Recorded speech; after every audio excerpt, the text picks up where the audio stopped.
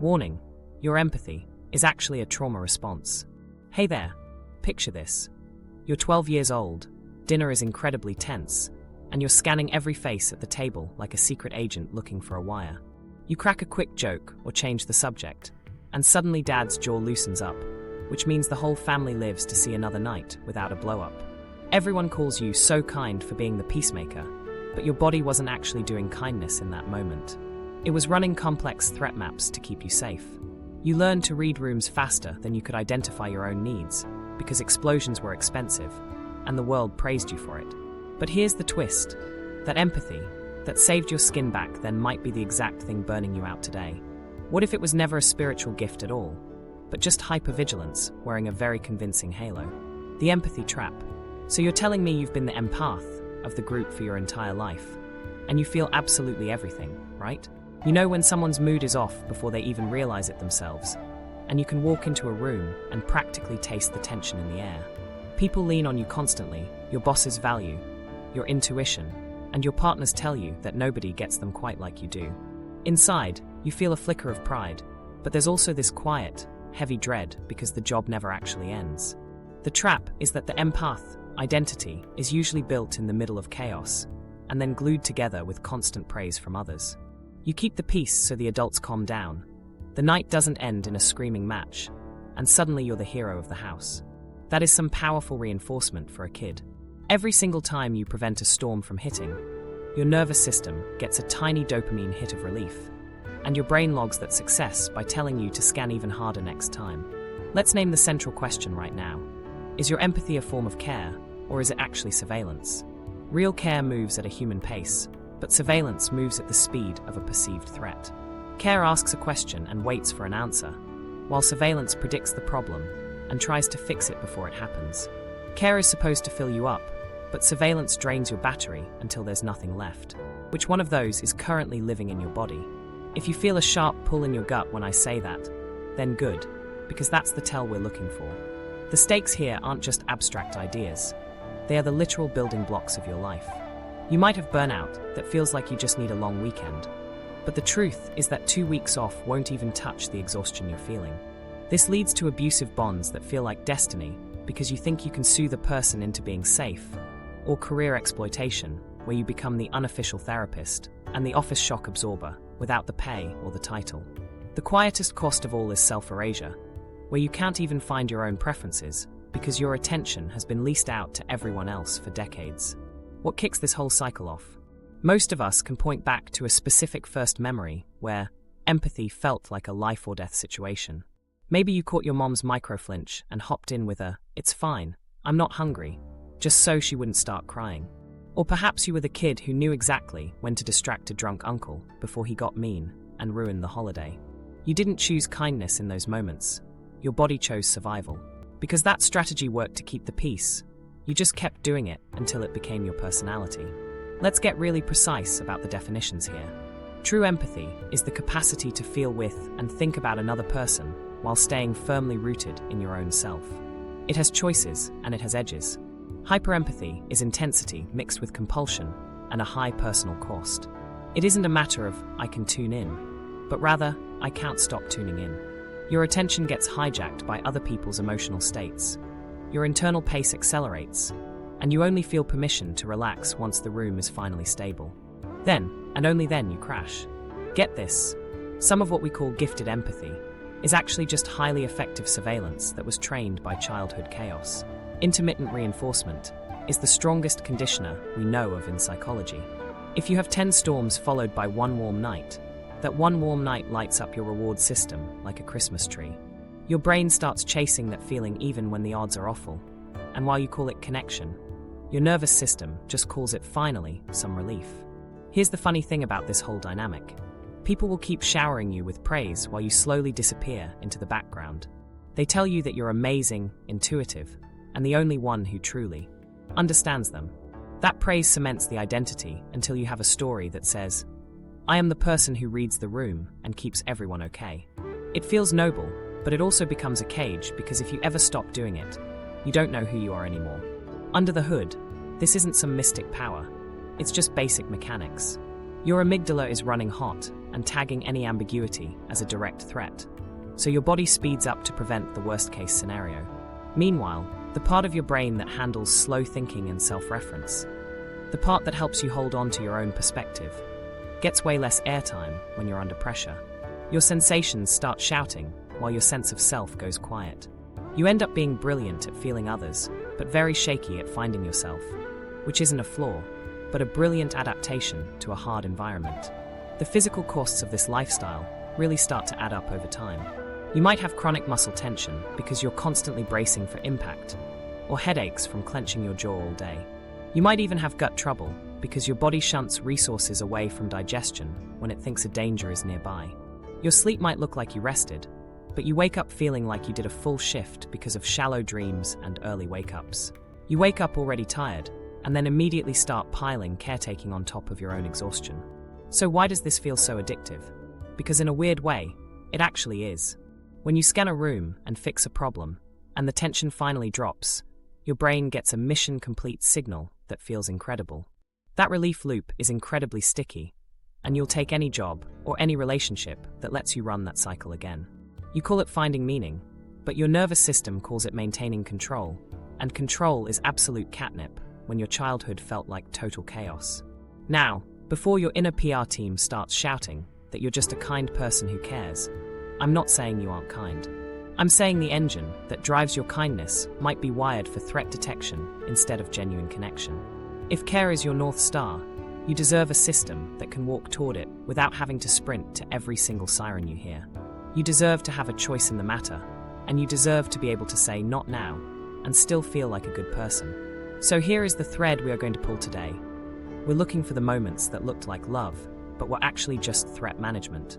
We're looking at the victories, where you soothed someone before they snapped, and the gold stars you got for staying up late to talk a friend down again.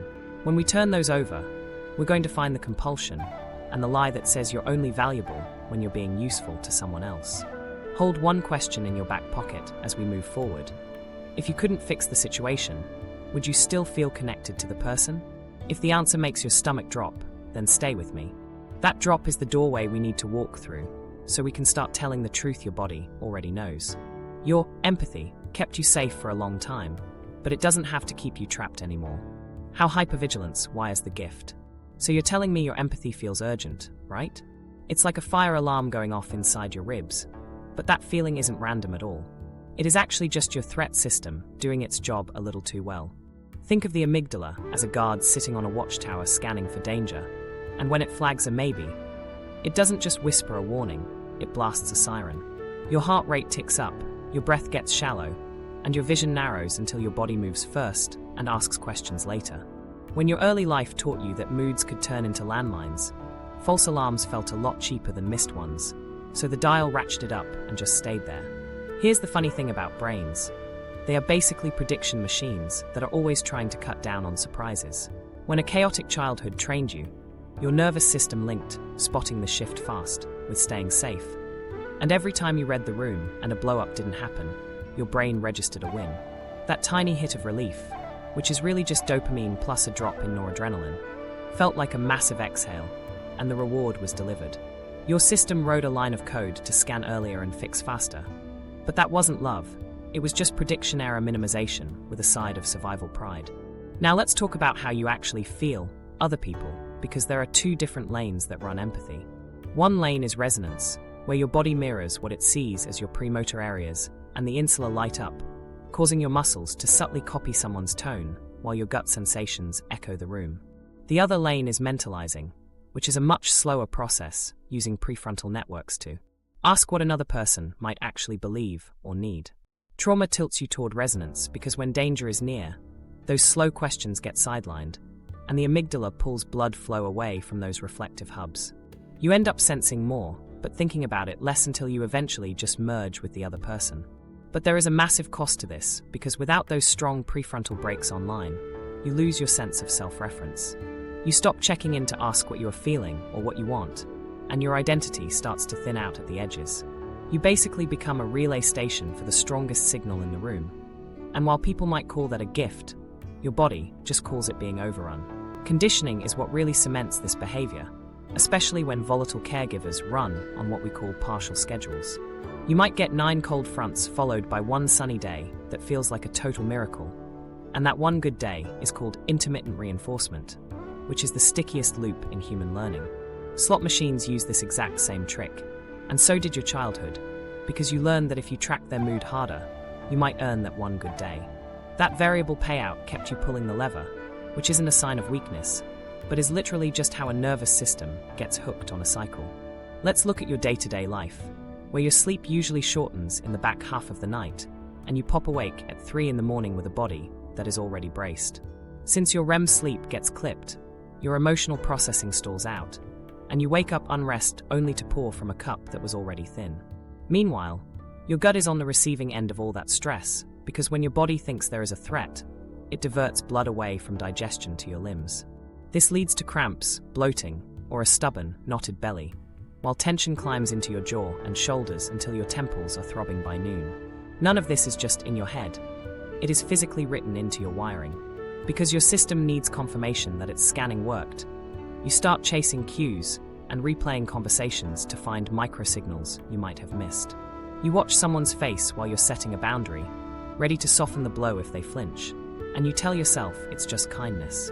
But the truth is that the relief only comes after the other person settles down, which is the big giveaway that your calm depends entirely on their state. Empathy doesn't actually demand that you sacrifice your peace, but hypervigilance absolutely does. Something else is happening in the background while you do this, because each successful save nudges your identity deeper into the role of the fixer. You start getting little social cookies like being told you're so intuitive, or that the group doesn't know what they'd do without you. Praise is a powerful drug when it also feels like safety, so you take more shifts and accept more emotional labor just to keep the peace. You are reinforcing the very same loop that is burning you out, and it's incredibly sneaky because it looks like a virtue to everyone else. But here is the main problem. Resonance without mentalizing isn't actually intimacy, it is just fusion. You can nail someone's micro-expression perfectly and still completely miss the meaning behind it, which means you can be accurate and unboundaried at the same time. The more your amygdala takes the wheel, the less room your brain has to hold 2 truths at once, theirs and yours. That is exactly why your empathy feels like a frantic sprint and always ends in a total crash. So how do you actually change this? First, you need physical proof that safety doesn't require you to be constantly scanning the horizon. You don't need more ideas. You need body-level evidence, like when you slow your breath on a long exhale to press down on the vagal brake. When you widen your gaze and turn your head to map the room, you are telling your amygdala that you aren't stuck in a tunnel anymore.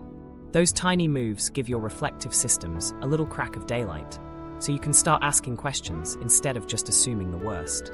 This was the exact moment everything changed for a lot of people I've worked with, when they realized the relief they felt after fixing things wasn't love.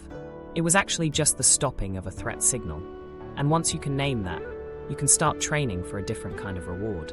We want a connection that doesn't have to spike into a panic first, and we are going to build that together.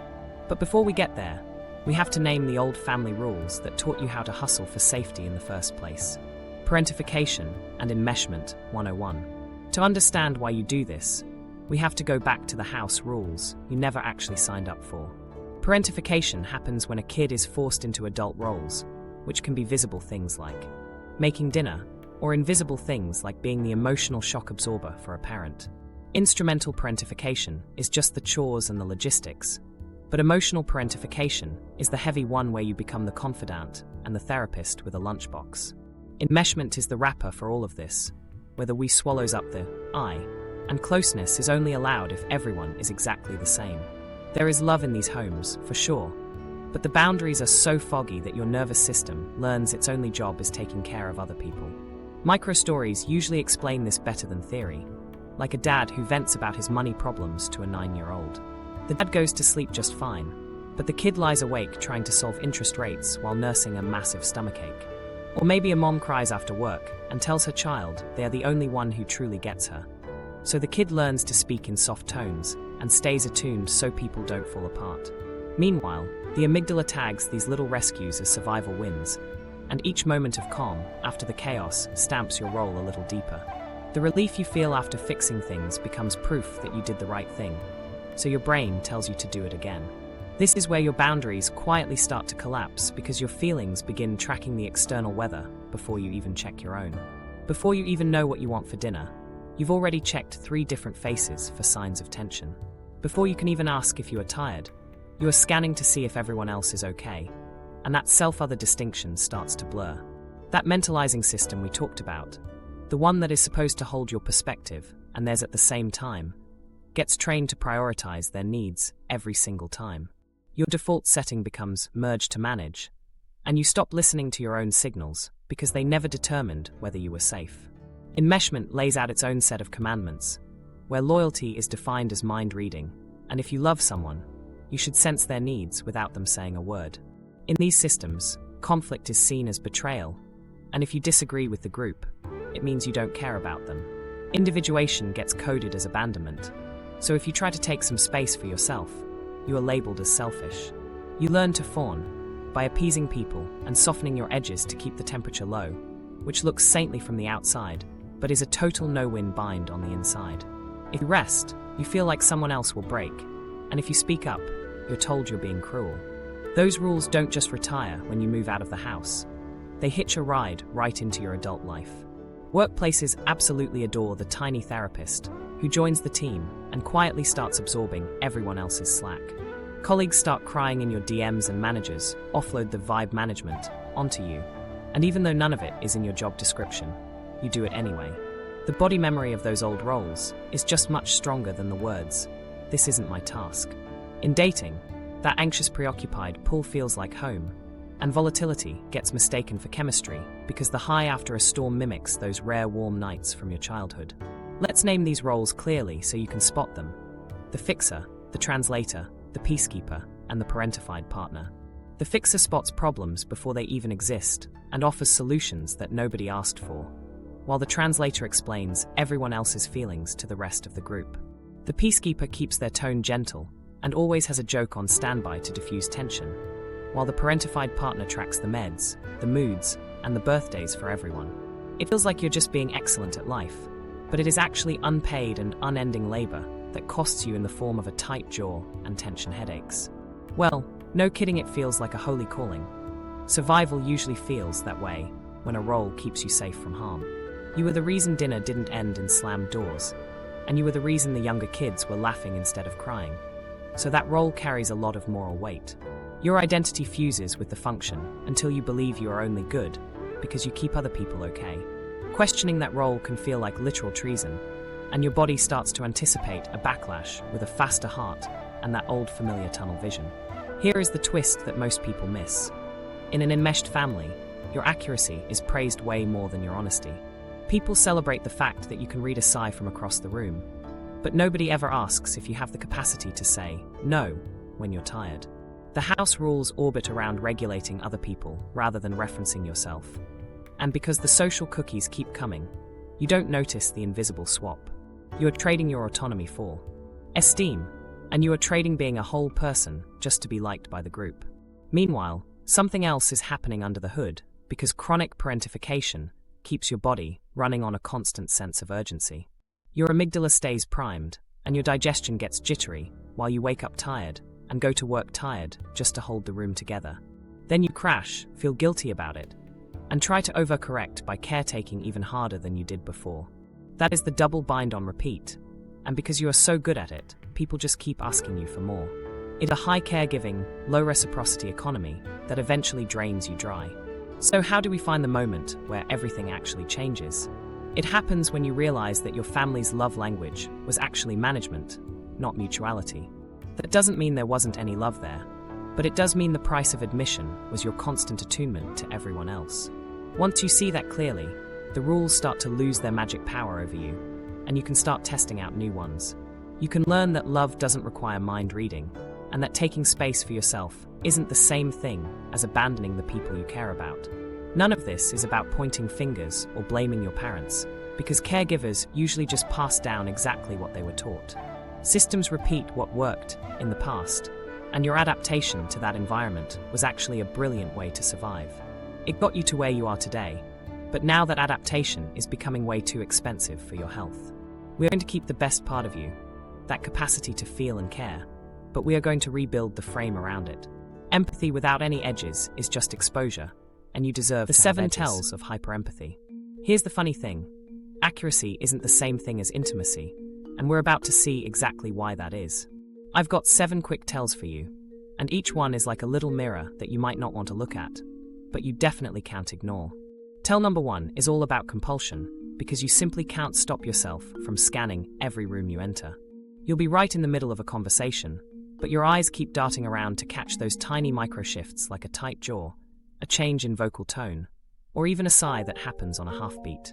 Your body won't let you relax until the energy in the room finally softens, and only then does your chest loosen up so your breath can drop and you feel that sweet fade of adrenaline. It's not actually a noble trait. It's just your amygdala finally quieting down while the noradrenaline eases off, which means relief is the drug and caretaking is just the delivery system. Tell 2 is the overaccuracy myth, which is that brag reel you keep where you tell yourself you're never wrong about people. But get this, your hit rate only looks great because you've learned to silence all your misses. Confirmation bias is a sneaky thing. So you remember the big win where you knew she was mad, but you conveniently forget that time you guessed he needed space, and were totally off. True empathy has the humility to ask if it's reading things right while it waits for actual data, whereas hypervigilance just assumes, acts, and declares a victory as long as the room doesn't explode. The result is that your intimacy sinks while your need for certainty spikes, and that's a trade that never pays off. Tell 3 is the somatic takeover, where your shoulders start riding up toward your ears before you've even said hello to anyone. Your jaw muscles clamp shut the second someone's tone of voice starts to scratch at you, and your gut begins to mirror the entire room. You get a tight belly when there's tension, a heavy churn when someone starts to cry, and that sudden urge to pee right as a conflict starts to ramp up. This is what we call vagal withdrawal, where your social engagement system flickers out and your body reroutes all its power to survival mode. You've started trying to solve feelings with your muscles, so it's really no wonder you go home aching every single night. Tell 4 is being a role magnet, which means jobs and partners that desperately need caretaking always seem to find you, even when you're just standing in line at a coffee shop. You somehow become the unofficial HR rep, the late-night listener, and the healer that everyone has on speed dial. Spiritual communities love to hand you titles like space holder, while corporate offices call you a culture champion, and dating apps serve you nothing but rescue missions hidden in cute bios. Each time you say yes, it just cements the loop of more emotional labor and more praise, but there's less and less of you left. Nobody is ever going to write you a check for all this invisible work, so your body ends up paying the bill in pure energy.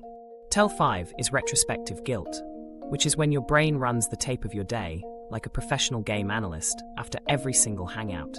You scan the footage for the frown you might have missed, the joke that landed a bit wrong, or that 5-second pause you didn't fill fast enough. Your threat system is desperate for some kind of prediction certainty, so it combs through the past to try and fix a future that hasn't happened yet. Spoiler alert, there is no such thing as certainty, there is only exhaustion, and meanwhile your sleep is the thing that takes the biggest hit. You finally drop off, only to pop awake at 3 a.m. to replay the tape one more time while you call it being thoughtful. Tell 6 is fused effect, where your mood functions like a mirror instead of its own weather system. If you sit with someone who is anxious, you start humming with static, and if you sit with someone angry, you begin to simmer right along with them. You probably think this proves you have a deep connection, but it actually just proves you have total permeability. Empathy is supposed to be about feeling with someone, not dissolving into them. And when you can't locate your own baseline without checking someone else's tone, you've left the land of care and moved straight into exposure. Tell 7 is boundary collapse disguised as kindness, which sounds like you saying, "I can help, it's fine," even while your jaw is ticking with stress. You offer these soft no's that secretly mean yes, and when you actually do set a limit, you end up babysitting it by watching the other person's face for any sign of distress. You're ready to soften the second they wobble, and then you tell yourself that you chose to help out of the goodness of your heart. But here's the thing, real choice requires an exit, and if you can't hold a no while staying warm, you aren't empathizing, you're just managing their reaction. Let's look at a quick micro-story about a manager who texts you at 9:30 at night asking if you can just look at something real quick. You tell them you're off the clock, but then you feel your heart rate spike and your fingers start to itch for the phone. 10 minutes later, you're just checking the file and sending back a thorough reply, and suddenly relief floods your system as your jaw finally unclenches. You call it being a team player, but your nervous system just logs another fix and another hit on a night that didn't actually belong to you. Now, here is the twist, because many empaths claim they have high accuracy because they're so good at reading body language. That part is actually true, since your premotor and insular circuits are incredibly sharp. But here is where the leak happens. Without the mentalizing lane, which is asking what that person might actually believe or need, you start mistaking resonance for the absolute truth. You can feel their tension, but totally mislabel where it's coming from. And that is how you end up solving problems nobody asked you to solve, before you get resentful that they aren't grateful for it. So how do all these tells add up in the end? It's simple math where compulsion plus cost equals hypervigilance. And if you need other people to be calm, just so you can feel okay, you've basically outsourced your entire nervous system. That isn't empathy, that's surveillance, and it's the exact reason why your relationships always feel like a series of sprints followed by total crashes. The fix for this isn't becoming a colder person, but rather building some edges so your warmth doesn't keep leaking out of you. Here is the big takeaway. You need to start testing your tells. When that scanning reflex fires off, I want you to pause for 60 seconds, take a long breath out, widen your gaze, and try asking a question instead of just reading the room. Track how you feel afterward to see if you're energized or totally wrung out. If you leave a situation feeling full, that was real care, but if you leave feeling hollow, that was just a compulsion. We're about to dig into why chaos keeps feeling like home to you, and why your body keeps insisting on calling it love. Why empaths bond to chaos.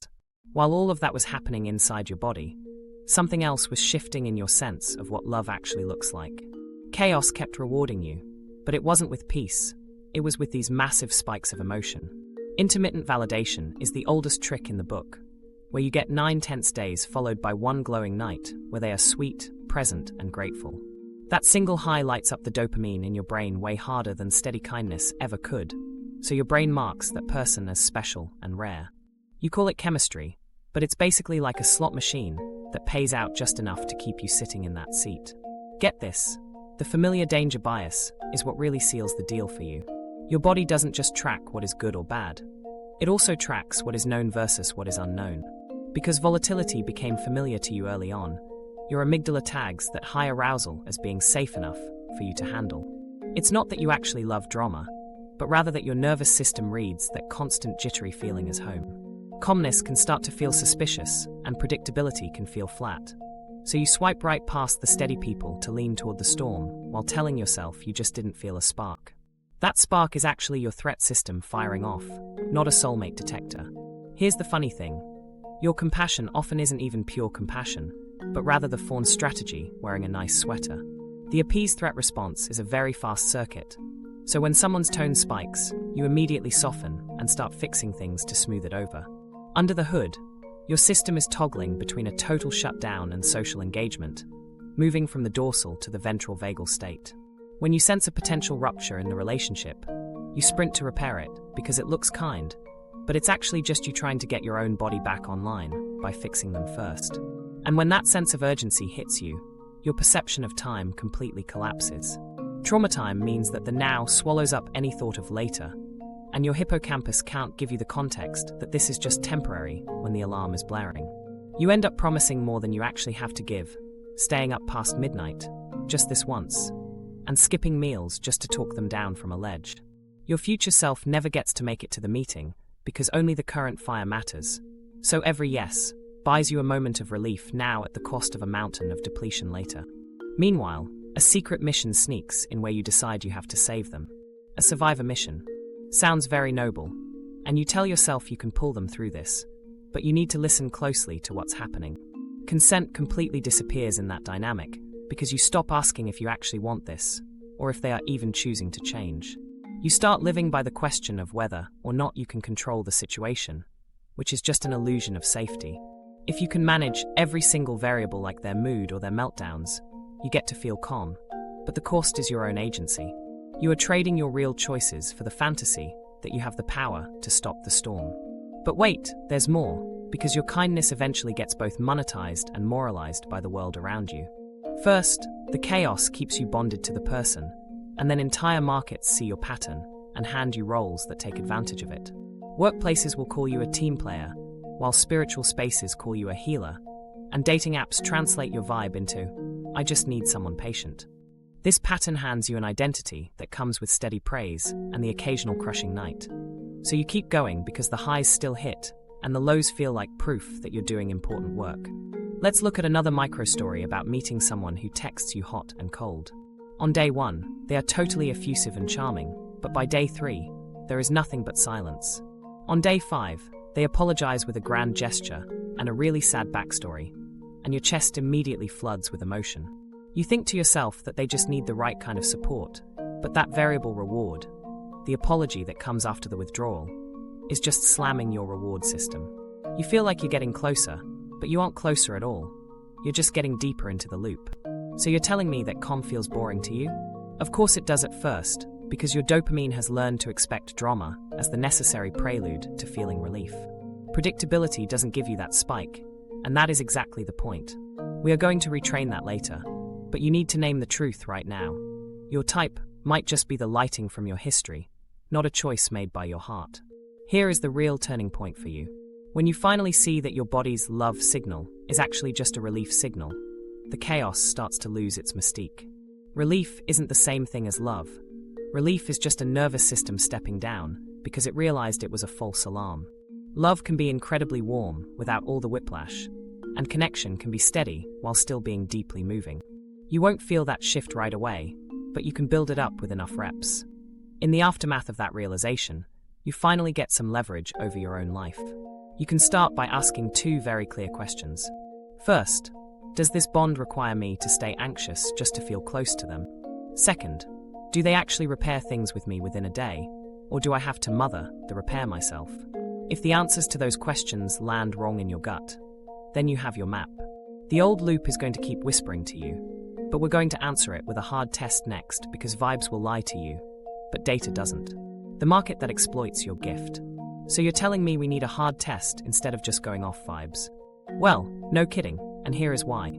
There is an entire market out there that spotted your habit of overgiving and built specialized lanes just to drive you into them.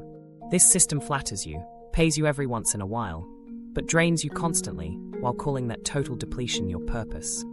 Workplaces are the first offenders. We talk about emotional labor because it is real, even if it never shows up on your official job description. You get hired to do one specific job, but you end up doing 3 because you become the office therapist and the person who fixes every quiet crisis. You are the one co-workers hunt down after a rough phone call, the mediator who has to fix that tense meeting, and the person everyone points to when they ask, "Can you just go talk to them?" Your calendar might look empty, but your nervous system is screaming from back-to-back microfires, and you're eating lunch at your desk with shallow breaths and your shoulders up to your ears. Performance reviews will praise you for being a team player or a great communicator, while your actual metrics get buried under a mountain of invisible tasks. Here's the funny thing. When the budget gets tight, management treats care like a soft skill until it's gone, and then they panic and ask you to fix the company morale for free. Spiritual spaces are next on the list. When people call you a healer or a space holder, they are handing you a sense of meaning that comes with a side of totally porous boundaries. You get a sense of identity and belonging, but the actual container is usually fuzzy, leading to open office. Hours and endless DMs that turn into unpaid therapy sessions. Leaders in these spaces often frame your overreach as a sign of devotion, and before you know it, you've learned to equate being exhausted with being deep. The community will clap for you when you hold so much for everyone else, but they rarely cheer when you finally say you're capped out. Meanwhile, your body is keeping a very detailed score, which shows up as clipped sleep, a loud gut, and a jaw that starts aching every Sunday night. Dating apps have turned this into their own specific funnel, where profiles pitch a desperate need, as if it were a charming personality trait. You'll see people saying they've been through a lot and just need someone patient, and rescuers swipe right because they mistake that pain for potential.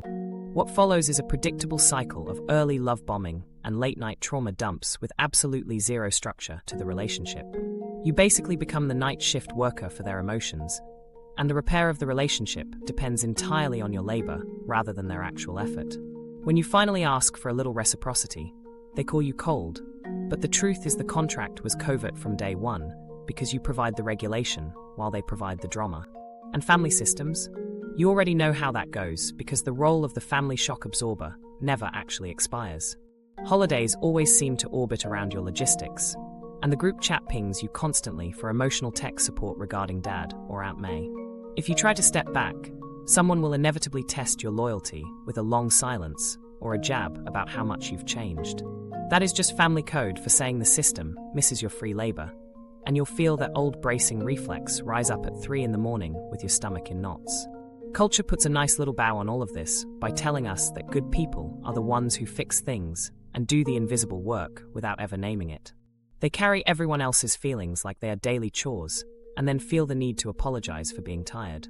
Media sells you the big savior arc, and HR posters tell you to bring your whole self to work, but they only want the version of you that is soothing and available. The second you set a firm limit, you'll watch how fast the word team turns into a complaint about your attitude. Here is a micro-story to show you how this looks in the real world. A startup all-hands meeting goes sideways. The founders start arguing, the chat melts down, and deadlines begin to slip. You jump in to name the feelings in the room and redirect the energy, and suddenly your Slack is flooding with thank you notes while the CEO messages you at midnight. 2 weeks later, the org chart gets an update, but your title stays the same and your raise is modest while your DMs get even busier. Your body is fried, but the system got exactly what it wanted from you without having to pay for it. So you're telling me this is just the price of being a caring person? No, it's actually the cost of having unboundaried care inside of a system that is designed to profit from it. Markets will always extract what people refuse to protect, and if you don't put a price on your energy, someone else is going to discount it for you. If you don't define your own role, then role drift is going to define it for you, and that isn't just cynicism, it's the operating manual for the world we live in. Here is the test I promised you, and I want you to ask these 4 questions in this exact order. 1. Is the emotional labor actually acknowledged? I don't mean a quick thank you. I mean, is it accounted for on paper and within your official scope of work? If it only lives in the vibes of the room, then you are funding that labor with your own physical health. 2. Is it compensated? This could be through your title, your pay, your time, or a formal balancing of your workload. When a company says, "We appreciate you," without offering compensation, that isn't gratitude, it's just marketing. 3. Is it bounded? You need clear hours, caps on your time, and specific escalation paths for when things get heavy. If people feel like they can tap you on the shoulder at any time, they will do it, and your brain will never truly stand down from high alert. 4. Is it reciprocal? Whether it's in love, work, or family, you have to ask if people are repairing things with you at your pace, or if you're the one mothering the repair. If that reciprocity fails, you aren't in a relationship anymore. You're just playing a role. If you can't get a yes on at least 3 of those, then you are being mined for your resources.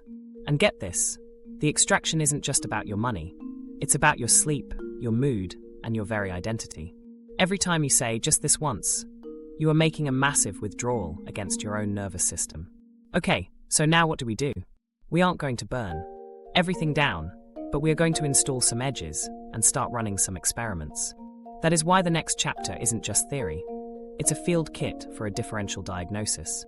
We are going to separate empathy from hypervigilance in real time, and then I'll give you the 4 tools to reclaim your role and rewire your reward system until boring safety finally starts differential to feel diagnosis, like empathy versus hypervigilance. Okay, let's do a quick test run that is fast, honest, and grounding. We are going to separate genuine care from constant surveillance in real time, and we're doing it without any mysticism. This is all about body signals and behaviors that you simply cannot fake. The first lens is intention versus compulsion. True empathy has choice baked into it, meaning you can tune in, pause, and decide exactly how much you want to give before exiting without a sense of panic. Hypervigilance, on the other hand, feels like a loud alarm where your pace spikes and your mind leaps 3 steps ahead of the conversation. Ask yourself in the middle of a moment if you feel like you are being pulled or if you are actually choosing to be there. If you can't stop mid-sentence without feeling a jolt of dread, then your amygdala is the one doing the driving. The second lens is your sensation profile. Empathy usually feels like curiosity, where your chest is open, your breath is full, and your eyes are available to the other person. Hypervigilance feels like threat arousal, which means your jaw is tight, your shoulders are up, and your eyes are tunneling as they look for danger. Do a 30-second scan of your jaw and belly while you are listening to someone else talk today. If you realize you need them to be calm before you can finally unclench, then you are in surveillance mode. The third lens is all about your pace and your exit strategy. Can you actually slow down the exchange without feeling a sense of fear? You should be able to say you want to hear more, but need a minute to think, because empathy can tolerate a little bit of space. Hypervigilance hates any kind of delay and treats a pause like it's a dangerous situation. The exit is the real clincher here, because if your throat locks up when you try to say you have to stop for the night, you are just babysitting their nervous system. The fourth lens is the aftermath of the interaction. Real empathy should leave you feeling grounded or quietly full, even when the subject matter is heavy. Hypervigilance is what leaves you feeling wired tired, where you replay the conversation in bed and wake up at 3 in the morning with a churny gut. Track your 24-hour ripple effect to see how your sleep and your head pain are doing. If your body stays braced long after the person has left, then you need to call it what it is: a cost, not a connection. The fifth lens is an accuracy audit. You have to stop grading your performance based on vibes and start asking questions instead of making assumptions. Try saying, "I'm reading you as stressed, is that right?" And then actually track how often you are correct. Even the best readers of body language miss the mark sometimes, and empathy is okay with being wrong and making a repair. Hypervigilance will try to defend the guess at all costs, because having certainty feels like the only way to stay safe. The sixth lens is your boundary behavior, and this one is usually the deciding factor. Can you hold a no while still staying warm and kind? You want to aim for a pro-social tone paired with a firm limit, like telling someone you care about them, but aren't available to talk tonight. Watch out for apology stacking, where you say you're sorry 5 times and over-justify why you can't help. That is usually just a fawn response in disguise, so try using one clean sentence and see if your body tries to rush in with extra softness to manage their state.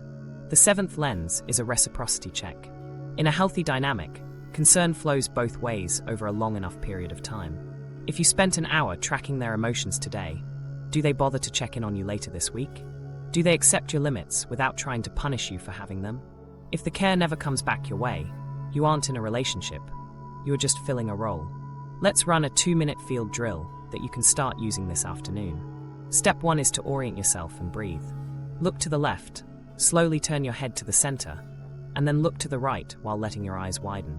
Breathe in for 4 seconds and out for 6, and do that twice while feeling your feet on the floor. You are telling your brain that you can afford to look around because there is no immediate threat. Step 2 is to name your lane. Ask yourself if you are feeling curious or if things feel urgent. And if it's the latter, tell yourself that it's just the alarm talking. This tiny bit of labeling helps your prefrontal cortex take back control of the situation. Step 3 is to ask one single question, and then wait for 10 full seconds.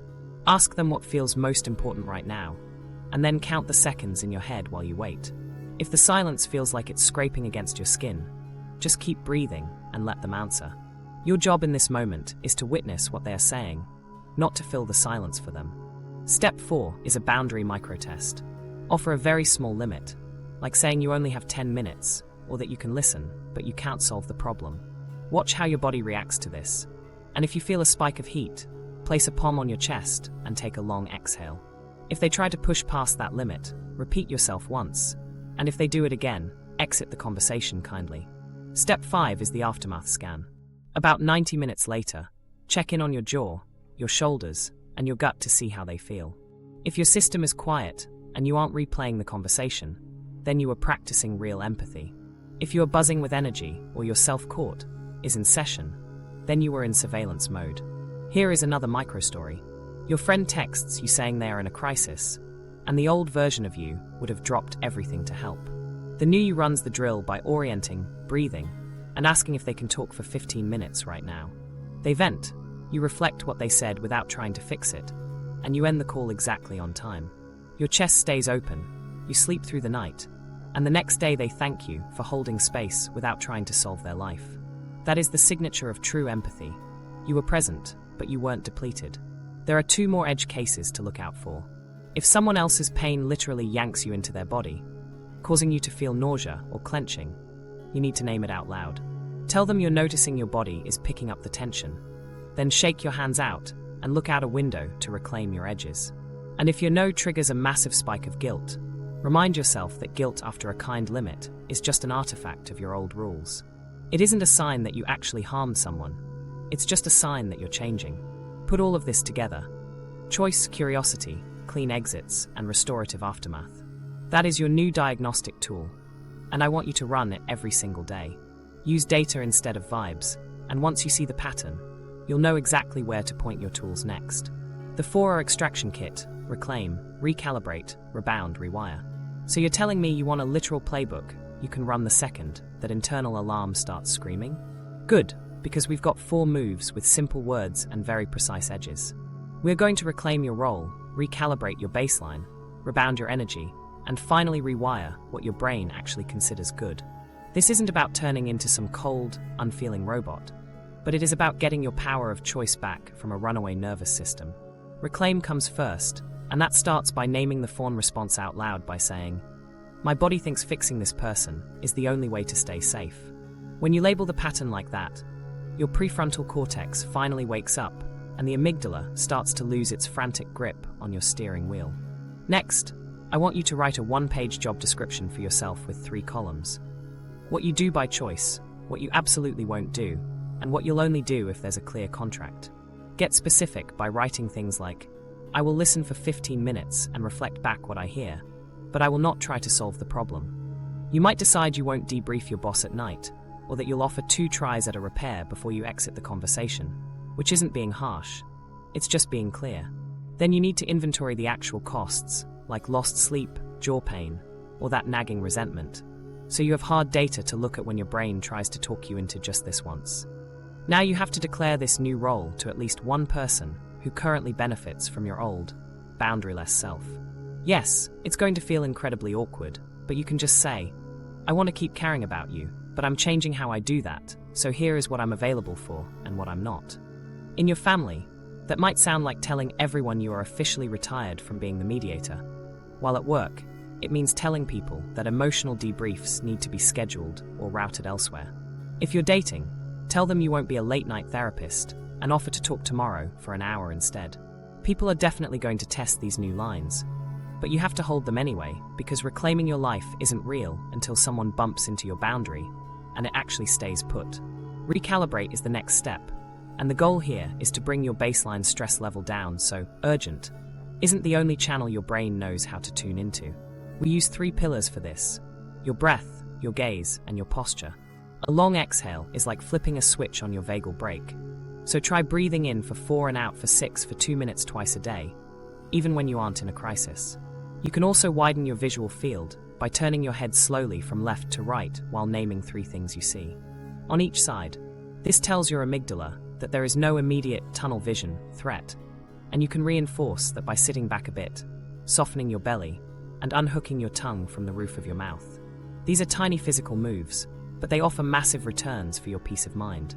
You should also add some orienting drills, like pausing at the doorframe before you enter any room. And yes, Zoom rooms count, to feel your feet and scan the corners for exits. It might sound a little silly at first, but your brain absolutely loves a mapped-out space.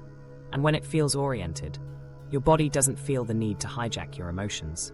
Try tracking your sleep, your heart rate, and your digestion for 1 week to see if you can spot any patterns. If your sleep starts improving on the nights you actually do your breathing and orienting exercises, then you have all the proof you need to keep stacking what works. Rebound is the part that most empaths tend to skip, which is basically budgeting your emotional energy exactly like you budget your money. You need to set a weekly cap for emotional labor, like telling yourself you only have 3 hours of deep listening to give this week, and then actually put it on your calendar. When you hit that limit, you either stop or you schedule the next session for the following week. Use micronose to build this muscle, like saying, "I can't do tonight, but tomorrow at 5 works," or telling someone you can listen for 10 minutes, but you can't help solve the issue. You aren't being cold, you're just preventing yourself from going into emotional debt. Use a timer you can see, end the conversation on time even if they look annoyed, and when your body wants to backpedal, just place a hand on your chest, exhale long, and stay right where you are. Use dose exposure for conflict by slowly climbing a boundary ladder, starting with a soft preference like, "I'd like to wrap this up by 9. If that doesn't work, move to a firm limit by saying, "I am ending this at 9. And if they still push, use a hard exit by saying, "We are done for tonight." Track how fried you feel after each rung of the ladder. And if hard exits totally wreck your sleep, just keep practicing the soft and firm limits until you can handle the aftermath. This is called graded exposure, and you should always follow it up with a decompression ritual, like shaking out your hands, doing 10 wall pushes, or humming for a minute. You're basically discharging all that nervous energy, so it doesn't decide to camp out in your jaw at 2 in the morning. Rewire is the final step, where we teach your reward system to actually enjoy a steady, calm state instead of a constant adrenaline spike. Exposure to boring but safe relationships is the best medicine here. So try to date or befriend reliable people on purpose. At first, your body might tell you the connection feels flat, but that's usually just withdrawal from the drama and not proof that something is wrong. You should celebrate predictability by literally marking it down when someone replies when they said they would, or when a repair happens quickly. These micro-celebrations give your brain little hits of dopamine without the massive crash that follows a trauma bond. Build simple rituals that reward low-stress connection, like having the same walk or the same coffee time, because consistency is the best teacher for a frantic brain. You can also run mismatch experiences to unlock something called memory reconsolidation, which starts by naming the old template, like, if I say no, I will be abandoned. Step 2 is creating a safe counter experience, like saying a small no to a friendly partner and receiving warmth in return. You could also text someone that you can't talk tonight, but you're thinking of them, and when they reply that it's totally fine, that is the mismatch. Your alarm predicted a total rejection, but reality brought you care instead. Keep your physical arousal at a moderate level during this, and if your internal heat spikes too high, just scale the interaction back. Repeat this over several days, because every time you get a safe result from a no, you are updating your internal network to believe that boundaries can actually lead to closeness. Make sure you anchor these updates in your body by sitting for 2 minutes after a successful mismatch and telling yourself, this is what a safe no feels like. You have to guard your sleep, your food, and your sunlight, because these rhythms are what consolidate the changes you're making. Sleep helps lock in the new mental code, while sunlight anchors your internal clock and regular meals keep your body from doing threat math. If you skimp on these basics, your old survival code is going to win the battle at 3 in the morning every single time. Finally, build a weekly review loop that focuses on physical signals rather than emotional stories. Ask yourself how your sleep was if your jaw felt tight, or if you were unusually irritable, and check if you actually hit your emotional labor caps. If you find that Wednesday was a total disaster for your gut health after 3 long debriefs, then cap those sessions at 2 and add a walk to your schedule. You aren't being rigid or mean, you're just being scientific with your energy levels. So you're telling me you just want one simple sentence to hold on to when things get tough? Try this. I can care and still say no. Put that on your phone's lock screen, and every time your body tries to surge toward fixing someone, just breathe, widen your gaze, and look at that sentence. If you run this for a kit for a month, the first thing you'll notice changing is your sleep. Then your jaw will relax, and eventually, the kind of people who stick around will change too. Scripts, boundaries, and micro-drills. So you're telling me you want actual words you can say when your body starts surging with anxiety? That's perfect. So let's start with the scripts, and then move into the drills that keep your brain online while the alarm is shouting. We'll start simple with your North Star. I can care and still say no. You can use variations of this, like telling someone you want to help but don't have the capacity tonight, or offering to listen for 15 minutes without problem solving. If you feel pressured, tell them you need 24 hours to think and you'll circle back tomorrow, or be clear that you aren't available for late-night debriefs. You can always say, I care about you, and this is where I have to stop for tonight, which is a complete sentence that doesn't require an explanation. Here's the funny thing. Your tone is going to do most of the heavy lifting here, so keep your voice warm, slow, and low. If it feels natural, you can even smile softly, but whatever you do, don't stack a bunch of apologies on top of your boundary. One clean, kind line is always going to be more effective than a giant paragraph of fawning. You should also use boundary ladders, so you aren't jumping straight into a hard exit before you're ready. Start with soft preferences, like saying you'd like to wrap things up by 9, and then move to firm limits like, I am ending this at 9. If you need to, use a hard exit by saying you are stopping there, and can revisit the topic tomorrow. Practice each of these rungs alone first by saying them in the mirror, or into a voice note, so your throat learns the path before a real conflict tests you. Micro drills are what keep you steady when the room starts to feel like it's wobbling. Try the 60-second pause where you inhale for 4 and exhale for 6 twice the very second you feel that internal surge. Look around the room and name one shape on your left, one in the center, and one on your right while dropping your shoulders and unclenching your tongue. This tiny stack of moves lowers the noise coming from your amygdala, so your words don't start racing. Then, do a quick body check by silently scanning your jaw, your shoulders, and your belly. If you feel something tightening up, just label it by saying jaw tight or belly hot to yourself, which acts like a pressure valve for your nervous system. While you hold that scan, ask the other person what feels most important right now, and then actually count to 10 before you respond. That waiting is the rep. Your system needs to learn that the world won't end if you don't jump to the rescue immediately. Try using the ask, reflect, limit loop, which starts by asking one question, and then reflecting back one sentence, like, so you're overwhelmed and you want some clarity. Then, you set one limit by saying you have 10 minutes left, and you can repeat that once if they keep pushing. If they still won't stop, you can end the conversation kindly by saying you hear that it's hard, but you are stopping here. That isn't being cold or abandoning the other person. It's just you refusing to abandon yourself. Repair plans are also vital because learning how to have a rupture without a total collapse is the whole point of this work. If you wobble and overstep, just admit that you tried to fix things and ask the other person how your tone landed for them. Once they answer, reflect what they said and offer one concrete shift, like promising to ask before you offer ideas next time. Close the conversation by thanking them for telling you, and then move on without any groveling or self-criticism. This teaches your nervous system that a conflict doesn't have to result in being exiled from the relationship. You also need self-permission lines to break that covert contract you have with guilt. Try telling yourself that you simply don't have the capacity today, or that you are choosing to rest instead of performing labor. When that surge of guilt hits, call it an artifact of your old programming rather than evidence that you're doing something wrong. Say old rule, new choice quietly to yourself and then hum for 30 seconds to help the surge pass faster. Always pair your scripts with decompression, so the boundaries actually stick in your mind. After you set a boundary, shake your hands like you're flicking off water, press against a wall 10 times, or look out a window and name 3 far-off objects. You are basically burning off the extra charge and widening your perspective again, which is how you prevent that 2 a.m. replay reel from starting. You can also use context-specific scripts to stop roll drift in different areas of your life. At work, tell people you're happy to support them, but that emotional debriefs need to be scheduled for specific times. In spiritual or community spaces, make it clear that you are available during group time, but you don't do one-on-one processing over DMs. If you're dating, tell the person you care, but you won't process heavy topics by text after 9. And in your family, simply state that you are out of the mediator business. Try running a weekly boundary ladder workout where you set a soft preference on Monday and hold a firm time cap on Wednesday.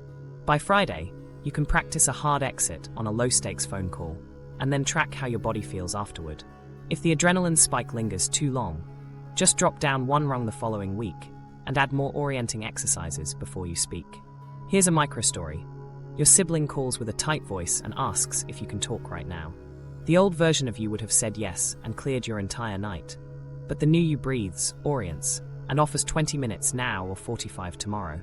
They pick the 20 minutes, you reflect their feelings without trying to fix their life, and you end exactly on time. Your chest stays open, you sleep through the night, and that is a massive win because it was warm, bounded, and repeatable. One last tool for you is the time buffer text for when a high-pressure message lands in your inbox. Type out a draft saying you want to respond well, but you need some time, and that you'll reply by noon tomorrow. Set a reminder for yourself, and then put the phone away. Your future self is going to thank you for this, and your nervous system will finally learn that urgency doesn't run the show. Memory reconsolidation for the fawn. That all sounds great, but here is the thing. Trauma memory is a fighter, so we have to map out how to actually update it for the long haul. Memory reconsolidation might sound like a fancy term from a textbook, but it is basically like opening an old, locked file while it is in edit mode, so you can change the data. You pull up the memory, create a mismatch that proves your scary prediction was wrong, and then save the new version, so your body stops pulling the fire alarm every time you try to set a boundary. There is no need for big heroics or flooding yourself with fear. You just need precise, quiet repetitions that rewrite the internal code. We start by setting up pairings, so I want you to pick the exact moment you learned you had to scan the room for danger. Do not just go for a general vibe, but instead find one specific scene, like you standing in a doorway hearing voices rise while your belly gets tight, and you start crafting a joke to fix the mood. Maybe it is that 11:30 text from a partner saying, "We need to talk," that makes your jaw lock before you even take a breath. Write down the specific cue, the way your body surges, and the reflex you use to fix it, because that is the target circuit we are going to rewire. Now we have to trigger that mismatch, because the old rule in your head says that if you do not fix the problem, you will be abandoned. We are going to prove that not always is the new reality by running some controlled tests with a safe person you actually trust. Set up a micro scene where you say a very small no, like telling them you cannot make it tonight, and watch for them to reply warmly that it is all good and to sleep well. You need to really feel that clash where your internal alarm predicted a total rupture, but reality brought you care instead. Keep the intensity moderate, because if your internal heat spikes to a 9 out of 10, the window for learning slams shut, so keep the no small and the exposure short.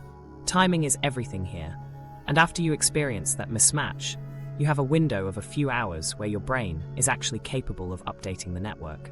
You should stack your repetitions gently, because doing 2 or 3 small mismatches in a single day is much better for your brain than doing one giant, terrifying exposure. Try varying the context just a little bit by sending a text one night, a voice note the next, and talking in person on the third. You are using the same cue, but getting the same safe result, which teaches your internal alarm that it has been mispredicting the danger this whole time.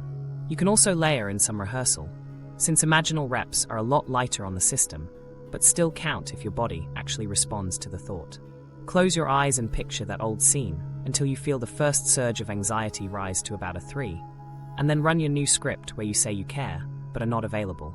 See their warm face in your mind, and hear them thank you for saying what you need, making sure to take a long breath out as you visualize it. If your body starts climbing past a 5 on the stress scale, just open your eyes and look left, center, and right to ground yourself, because we are training your range without flooding the system. Next, you need to update that core belief on paper, moving from the old thought that you will be abandoned if you do not fix things to a more nuanced truth. The new belief should be that when you say no kindly, some people will care for you while others will show you that they simply cannot handle your limits. That second part is the most important piece of the puzzle, because we are not trying to paint a pretty picture. We are just sorting the data. Your brain respects the precise truth, so underline the word some and circle the phrase show me, which helps you reframe this as actual data instead of just a dream. You have to anchor this update in your body, so after every mismatch, I want you to sit quietly for 2 minutes with your hand on your sternum while you exhale. Name the physical sensations out loud, like saying your jaw feels soft or your belly feels warm, and pair that new story with the actual felt sense of safety. If you can, try to sleep soon after these exercises, because sleep acts like a save button that helps consolidate the edits you just made to your brain. Things like food and sunlight really matter here too, since low blood sugar and messy sleep cycles make your internal alarms much louder than they need to be. Do not be afraid to bring in some co-regulation if your solo practice starts to spike your stress levels too high, because sometimes we just need to borrow someone else's nervous system. You can ask a friend to stay on a video call while you send a hard text, or ask them to send you a warm message right after you do it. Seeing a calm face and hearing a kind voice are powerful cues that the world does not actually end just because you stopped being the fixer. Over time, you can start to fade out these training wheels as your own system gets stronger and more resilient. It is also helpful to run reverse mismatches, where you offer care at your own pace and watch how it actually makes the closeness between you and others increase. For example, you could tell someone you have 15 minutes now or 30 minutes tomorrow, and when they choose tomorrow, you realize intimacy grew because you were honest about your capacity. The old alarm predicted that setting limits would push people away, but the reality shows that limits actually build trust with the right people. This kind of evidence is exactly what your brain needs to stop the fawning reflex before it starts. You should expect some backlash from your old neural networks, because after a good session, you might feel a sudden wave of guilt or a weird, hollow sensation in your chest. Just name it for what it is, an artifact of the old system, not evidence of a current mistake. And do a quick decompression by shaking your hands or humming for 30 seconds. Follow that up by doing one small thing you enjoy on purpose, like drinking a warm tea or listening to a favorite song, to pair your new limit with comfort. You are trying to move away from white-knuckling your way through life and toward a place where safety feels natural. Try to track the actual signals instead of just the stories your head tells you. And once a week, take a quick note of any physical changes you see. Maybe those 3 a.m. wake-ups have dropped on the nights you ran your reps, or perhaps your jaw pain is finally starting to ease up. Seeing this data grows your motivation, and if you hit a week where everything feels like it is spiking again, it does not mean you failed. It just means you tried to train with a weight that was too heavy, so you should shrink the cue, add some support, and keep going. There will be edge cases where someone actually punishes you for setting a limit, but you have to realize that this is incredibly valuable data for your recovery. Mark it down that this person requires you to be permeable and have no boundaries, and then exit the situation without a debate or a rescue mission. When you recover, take note of the cost you avoided by not engaging, like the sleep you saved or the fact that your Sunday wasn't ruined. That note becomes part of the update, proving to your brain that leaving the situation was the safest and healthiest choice you could make. Imagine a microstory where you text a friend saying you can't talk, but are sending care, and they reply that it is totally fine and thank you for being honest. Your chest loosens up, you breathe out, and you go to bed without that middle-of-the-night replay running through your head. You wake up at 6 a.m. with your shoulders down and your mind quiet, which is the ultimate proof that your neural network is finally shifting. Quiet is the evidence we are looking for, and it shows that the work you are doing is actually sticking. Keep stacking these small, true mismatches every chance you get, because while the fawn response was learned quickly in chaos, steady safety can teach you just as well. It might not feel like fireworks or a massive breakthrough every time, but the more you update these files, the less boring safety starts to feel. Eventually, that feeling of being regulated and safe stops feeling like a foreign country and starts to feel like home. You are building a life where you can be kind without being a doormat, and that is where the real healing happens. Body tech, somatic tools that stick. Now we are going to get into the actual nervous system mechanics that you can feel in your eyes, your breath, and your bones. We are not just chasing a feeling of being calm, but rather we are building a wider range so that your internal alarms do not run your entire life. We will start with orienting, which is a simple tool that is surprisingly powerful for calming down a panicked brain. Wherever you are right now, I want you to slowly turn your head to the left, pause for a second, and name one specific thing you see in the room. Then bring your head back to the center, turn it to the right, and name another object while letting your eyes soften like you're looking at a distant horizon. You are sending a direct message to your amygdala that there is no immediate threat, because predators create tunnel vision while safety allows us to widen our view. Next is pendulation, which is just a fancy way of saying we are going to move through cycles of tension and release to show your body it can handle stress. Pick a muscle that you usually grip when you are stressed, like your shoulders, and shrug them up to about a 7 out of 10 for 5 seconds before letting them drop. Do this for 3 rounds, and pay close attention to the heat of the tension followed by the melt of the release. This teaches your body that it can feel a high charge without completely flooding, and more importantly, that it can always come back to a state of rest. We also need to add some vagal tone builders, which act like the physical brake that slows down your entire nervous system. A long exhale is the absolute king of these tools, so try breathing in for a count of 4 and out for a count of 6 at least 3 times in a row. You can also add humming for 30 seconds, which creates a vibration in your chest that speaks directly to the vagus nerve and helps you downshift. These are great to run right before you have to set a limit or have a hard talk, because they keep your voice warm and your words clear. Interoception drills are another great way to help you read your body's signals, so you do not accidentally mislabel a simple physical sensation as a major alarm. Set a timer for 60 seconds. Close your eyes if you feel safe doing so, and scan your body from your jaw down to your hands. For every area you check, give the sensation a label and a number, like saying your jaw is a 6 for tightness or your belly is a 4 for fluttering. When you name the sensation, you actually tame it, which helps your brain distinguish between a real threat and just a bit of physical discomfort. To finish the circuit, we use charge-discharge exercises so that all that extra adrenaline does not end up camping out in your jaw at 2 in the morning. Find a wall and push against it 10 times with your palms flat and your heels down, making sure to exhale strongly every single time you press. You can also shake your arms and legs, or do some gentle spine wiggles to move the energy out of your system. The point here is not to look elegant or like a fitness model, but to complete the fight-or-flight programs that got interrupted when you had to fawn. You should start building micro-rituals around the moments you know will be hot or stressful in your daily life.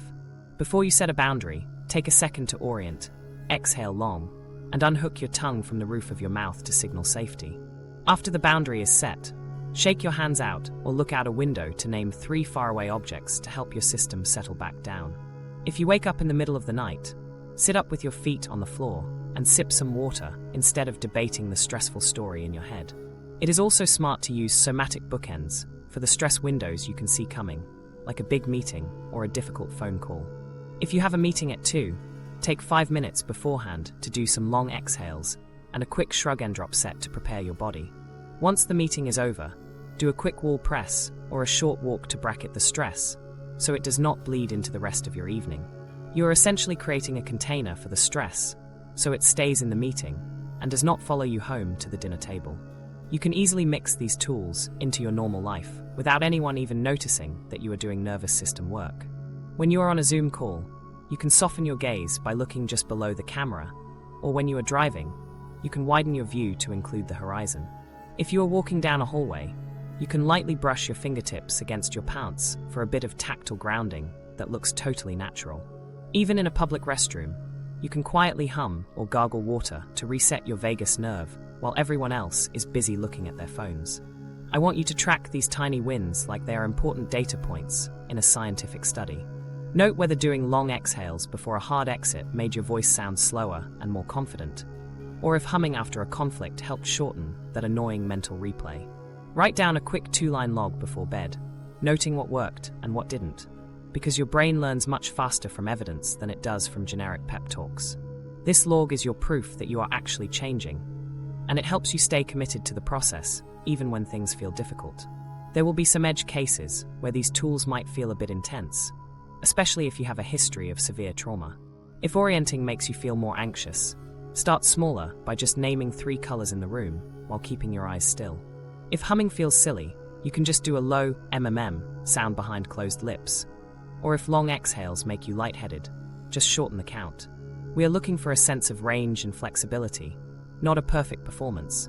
So always adjust the tools to fit what your body actually needs in the moment. Think about a microstory where you are about to send a difficult text, but instead of white-knuckling it, you take a moment to orient yourself. You look around the room, name a few objects, take 2 long breaths, and feel your tongue drop away from the roof of your mouth. You type out your message, send it, and then immediately do 10 wall presses to move the nervous energy out of your arms. Because you treated the physical signal instead of just spiraling into the story, you actually sleep through the night without waking up in a panic. The goal is to run these drills daily, not just when you are in the middle of a massive crisis. You are not trying to reach a state where you never feel activated or stressed again, because that is not how human beings work. Instead, you are learning how to feel that activation and still make a conscious choice about how you want to respond. The more you pair your self-care with a regulated body, the more your system trusts that having edges and boundaries does not mean you will end up in exile. Safe enough relationships and work. So you're telling me you want to date and work without ending up face down on the carpet from exhaustion? Well, no kidding.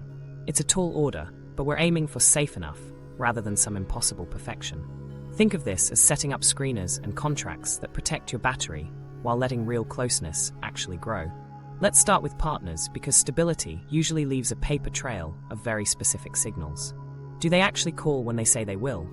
Or are you left staring at a silent phone for 3 hours? When a wobble happens in the relationship, do they help fix it within a day? Or do you have to step in and mother the entire repair process yourself? Safe enough people can tell you how they feel without turning their words into a weapon, and they can handle it when you say, "I need a pause," without chasing you down or pouting like a toddler. They don't need you on speakerphone at midnight just to prove you love them, and when they text "tomorrow, okay?" they actually mean it. I want you to run a first-month screen with 3 specific passes to see if they're worth your time. First is rhythm, where you look for consistent check-ins and small plans that they actually keep. Second is curiosity, meaning they ask real questions and don't get weird if you say, I don't want to share that yet.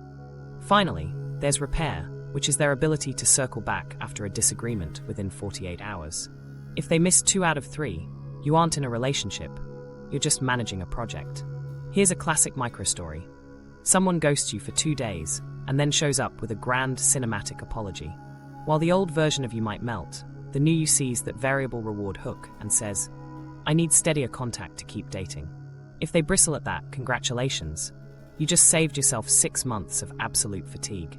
You should also build tiny rituals that teach your body what safe enough actually feels like in real time. Maybe it's the same walk every Thursday or a Sunday call at 6, but these shared calendar holds are vital. Predictability is what retrains your dopamine to start liking steady instead of chaotic.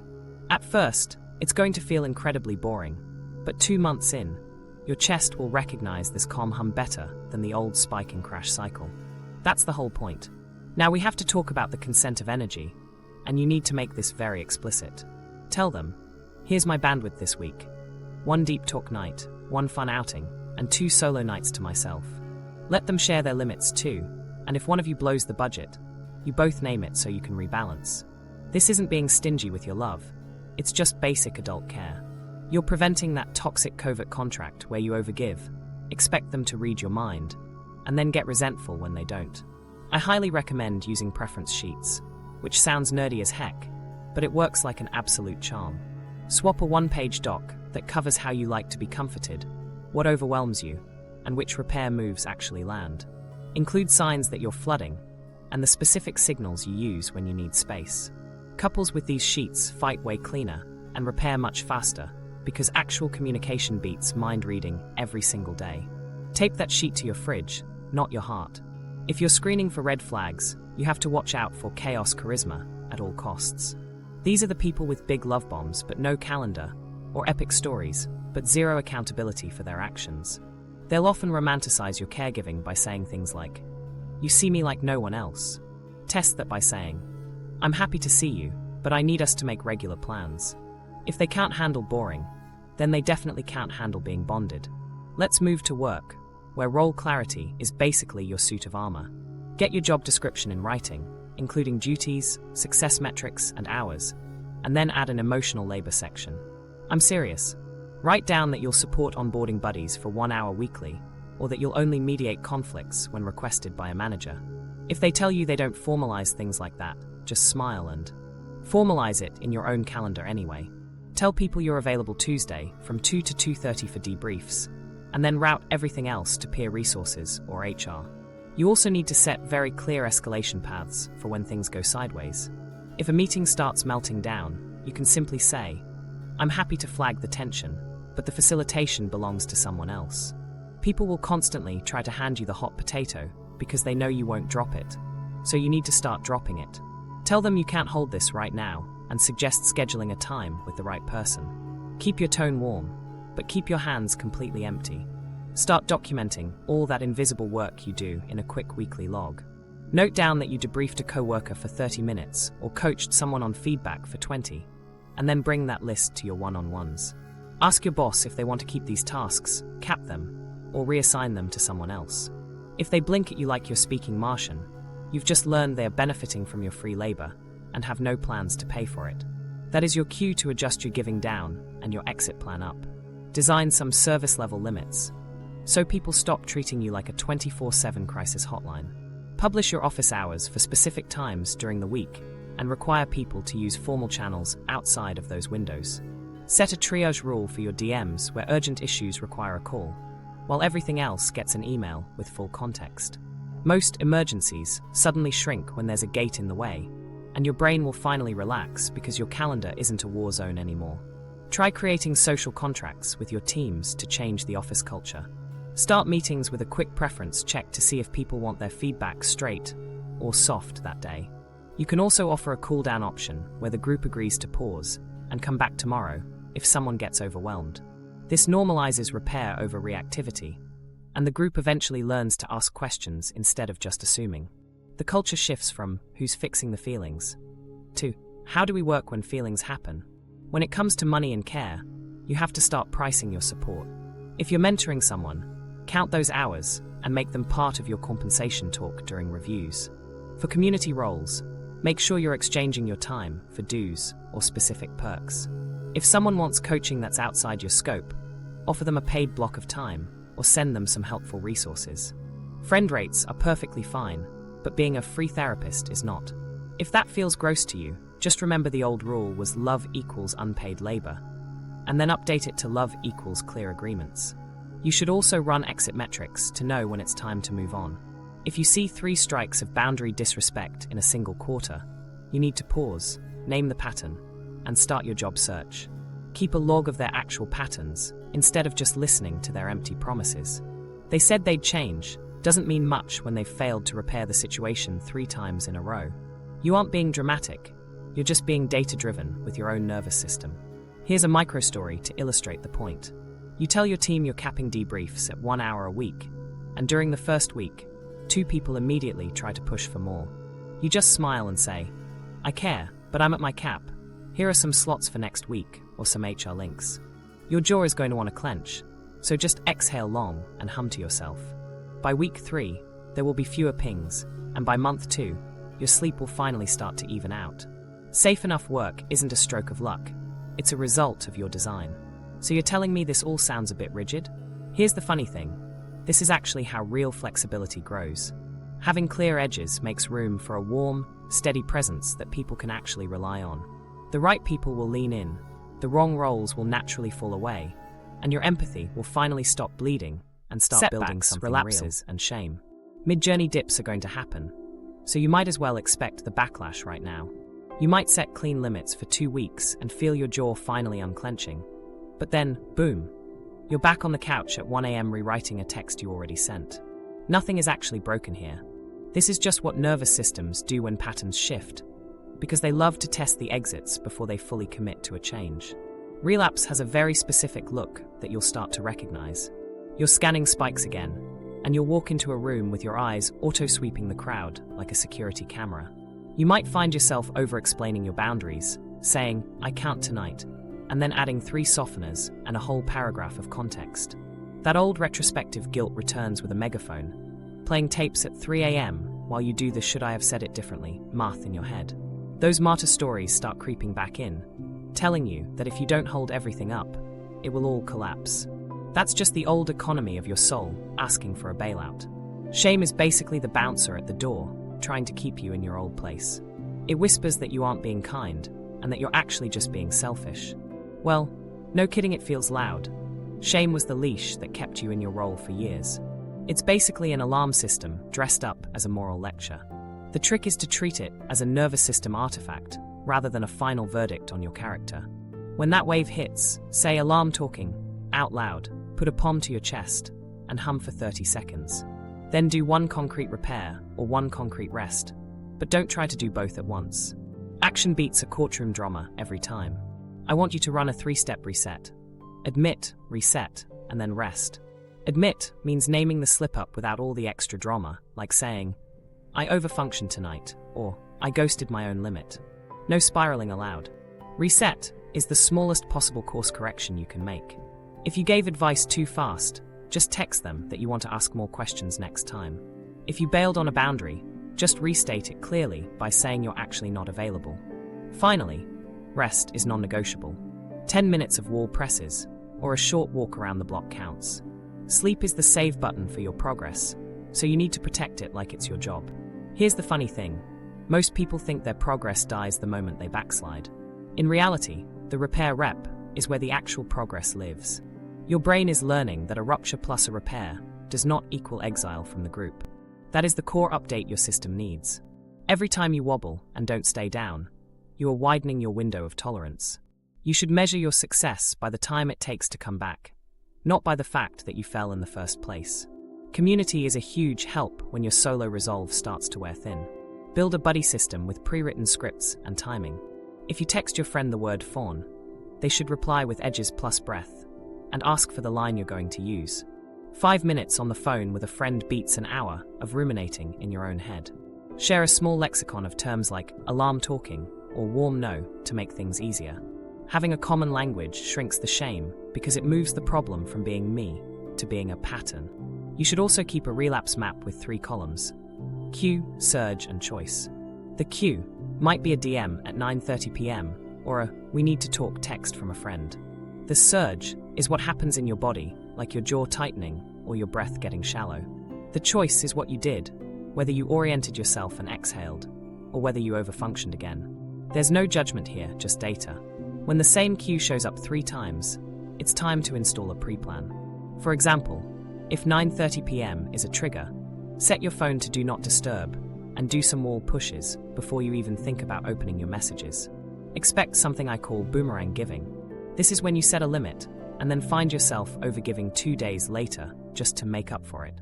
That's just shame trying to rebalance the ledger in your head. You can preempt this by reframing the situation. Your limit was actually an act of care. Write that down where you can see it. When that boomerang itch hits, do one neutral kindness for yourself instead, like loading the dishwasher or taking a hot shower. You're proving to yourself that you can soothe your own discomfort without having to pay someone else's bill. Watch out for those sneaky covert contracts that try to crawl back into your life. You might think, I'll do this extra thing so they won't be upset when I set a boundary later. But that's just negotiating with ghosts. If a future boundary requires a payment up front, then the relationship needs a serious talk. You can say, I'm noticing I'm doing extras to soften my limits, and I want to name the limit without any side deals. Then just set the clean line. You'll feel the heat in your body, but you can breathe it down. You also need to rehearse your new identity shifts.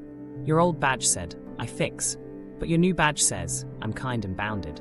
Say that to yourself before you get on any hard calls. Afterward, log the outcome. Did the world actually end? Did a repair happen? Did you get to sleep? These receipts will retrain your pride to anchor itself in your edges rather than your exhaustion. Here's one last micro-story. You tell a friend you can only talk for 20 minutes, but they push at the 19-minute mark for just one more thing. While the old you would cave immediately, the new you breathes, hums, and says, I'm stopping here. You hang up, and the guilt spikes instantly. You text your buddy, Fawn, and they reply with edges plus breath. What's your line? You write back, I care and I'll pick up tomorrow. And suddenly your jaw softens. You actually get some sleep. Try to look at your progress through a new lens. Boredom is progress, even if peace feels a little weird at first. If Tuesday night feels empty because the drama is gone, you are winning. Fill that space on purpose with a slow walk or your favorite show.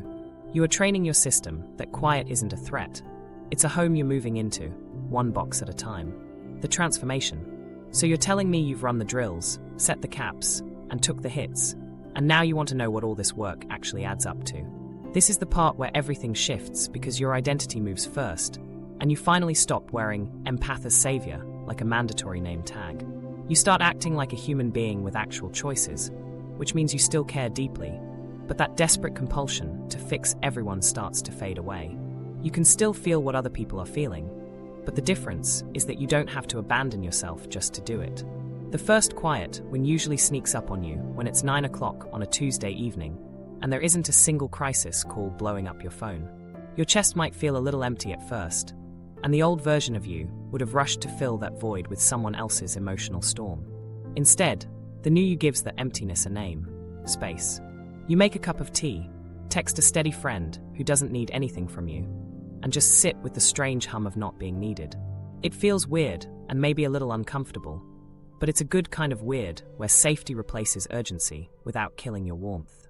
Your empathy actually gets deeper during this phase because you aren't using it as a shield to protect yourself from conflict anymore. Being present without feeling totally depleted becomes your new baseline. So you listen more clearly and ask better questions without trying to rush through the silence. People start to feel truly met by you rather than managed by you. And here's the funny thing. The folks who used to feed on your overreach will probably start to drift away. That might sting for a minute, but then a massive sense of relief settles into your bones where that sting used to be. The people who decide to stay will finally start reflecting your care back to you, and you'll realize that reciprocity is the only chemistry worth having. The stakes change when you realize that protecting your energy is the only way to protect the people you love. When you put a cap on your emotional labor, you aren't hoarding your kindness. You're actually farming it so it can grow sustainably. Think of your boundaries like an irrigation system, because if you overwater one single field, the rest of your life is going to dry up and blow away. Having clear edges allows you to tend to the projects and people that actually matter without burning the soil of your own soul. Your sleep starts to even out, your gut finally calms down, and those tension headaches start to thin out. That isn't just some fluffy self-care poster talk. That is the sound of a nervous system finally returning to its natural range. Your professional life starts to shift as well once you turn all that invisible labor into visible, written agreements. You might tell a coworker that you'll mentor them for 1 hour a week, but won't be doing any after-hours debriefs anymore. You start documenting your time, pricing your services fairly, and capping your availability, so the organization either learns to adapt or shows you that it won't. Either way, you stop donating your body to the company as a human shock absorber for everyone else's stress.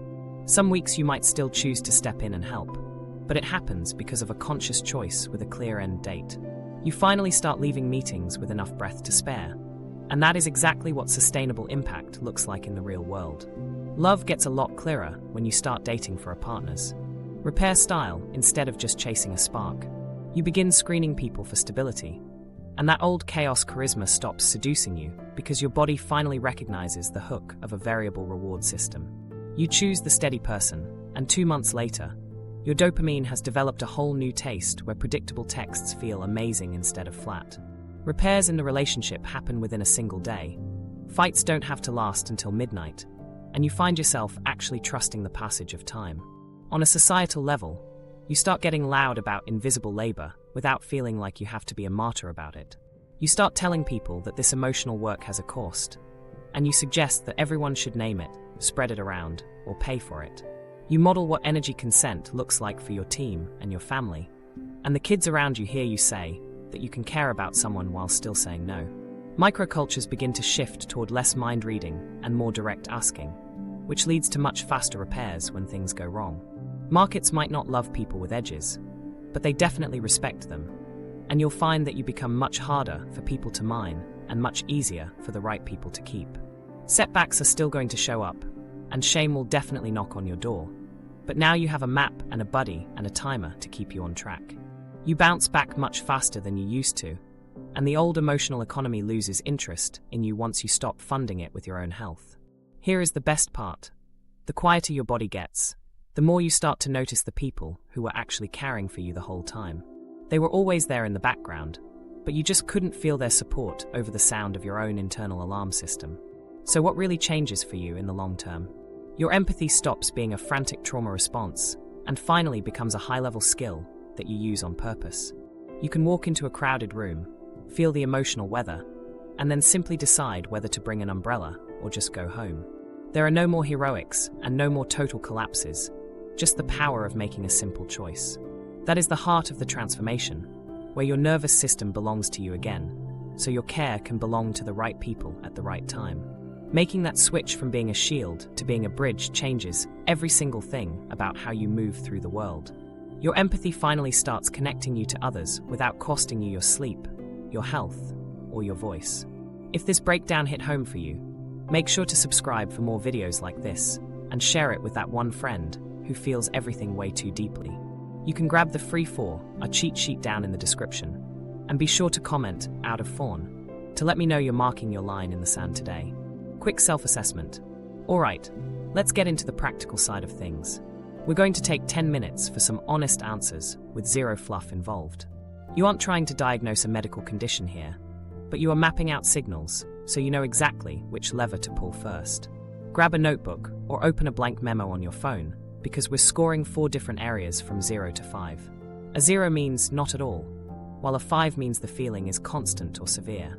Speed is your friend here, so go with your first instinct rather than writing an essay for every point. Domain 1 is all about compulsion, so I want you to rate these 3 statements. First, I feel an intense pull to scan the moods of everyone in the room without even choosing to do it. Second, I find it incredibly hard to stop helping people even when I'm exhausted or buried in my own work. Third, I feel a desperate need to fix any discomfort in the room before I even allow myself to take a breath. Add those numbers up to get your compulsion subscore. Domain 2 focuses on depletion, specifically looking at whether caring for others leaves you energized or totally wrung out. Rate these. I leave most conversations feeling wired and tired rather than peaceful. I feel like I absolutely need alone time to recover after almost every social interaction. My personal levels of patience and joy take a massive nosedive right after I help someone. Total those up for your depletion score. Domain 3 is urgency, which is basically the threat math happening inside your body. Rate how often you feel jaw tightness, chest pressure, or shallow breathing when other people are in distress. Think about whether pauses in conversation feel dangerous to you, causing you to fill silences as fast as possible. Finally, rate how much the simple act of saying, "I can't" triggers a spike of physical heat or a sense of dread. That's your urgency score. Domain 4 is your assumption rate, or how often you think you're accurate without actually asking. Rate how often you jump to conclusions about what people need before they say a word. Consider how rarely you actually check your read on a situation by asking a clarifying question. Rate how defensive or embarrassed you feel when you realize you were totally wrong about someone's feelings. Sum these up and note your total out of 15.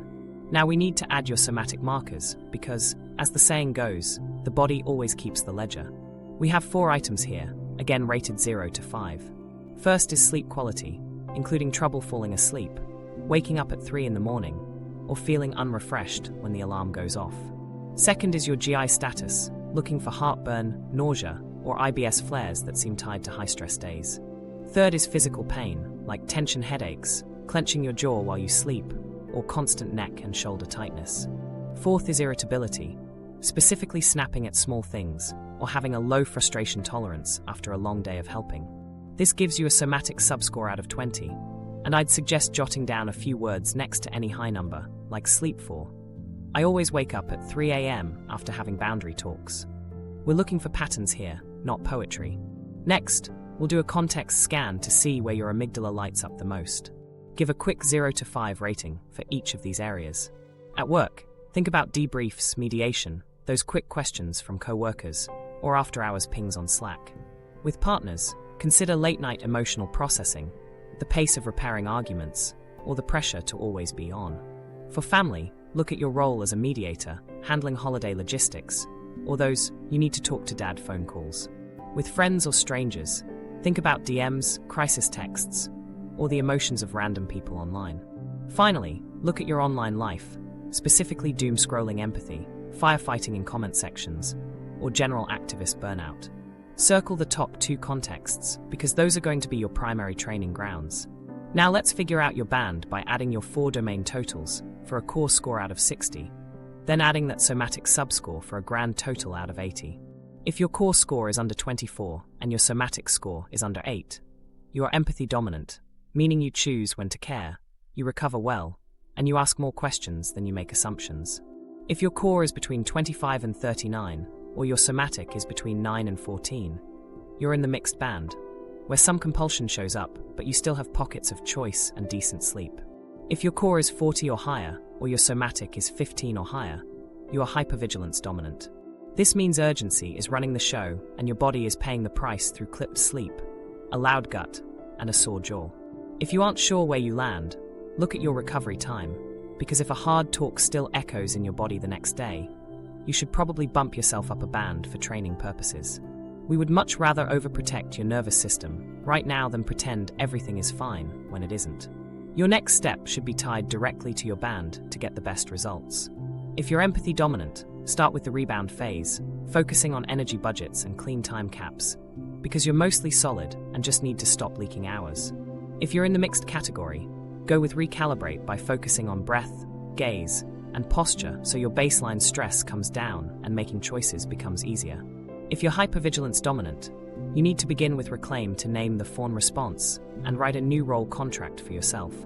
Then pair that with Recalibrate tools. Once your sleep and gut start to settle down, you can add the Rewire phase with mismatch repetitions. Set a schedule to retest yourself once a week for the next month using these same questions and the same quick pass approach. Don't try to tweak the scale or overthink it. Just let the numbers move as they will. If you can, add 2 easy biomarkers like your sleep duration from your phone and a simple measurement of your morning resting heart rate.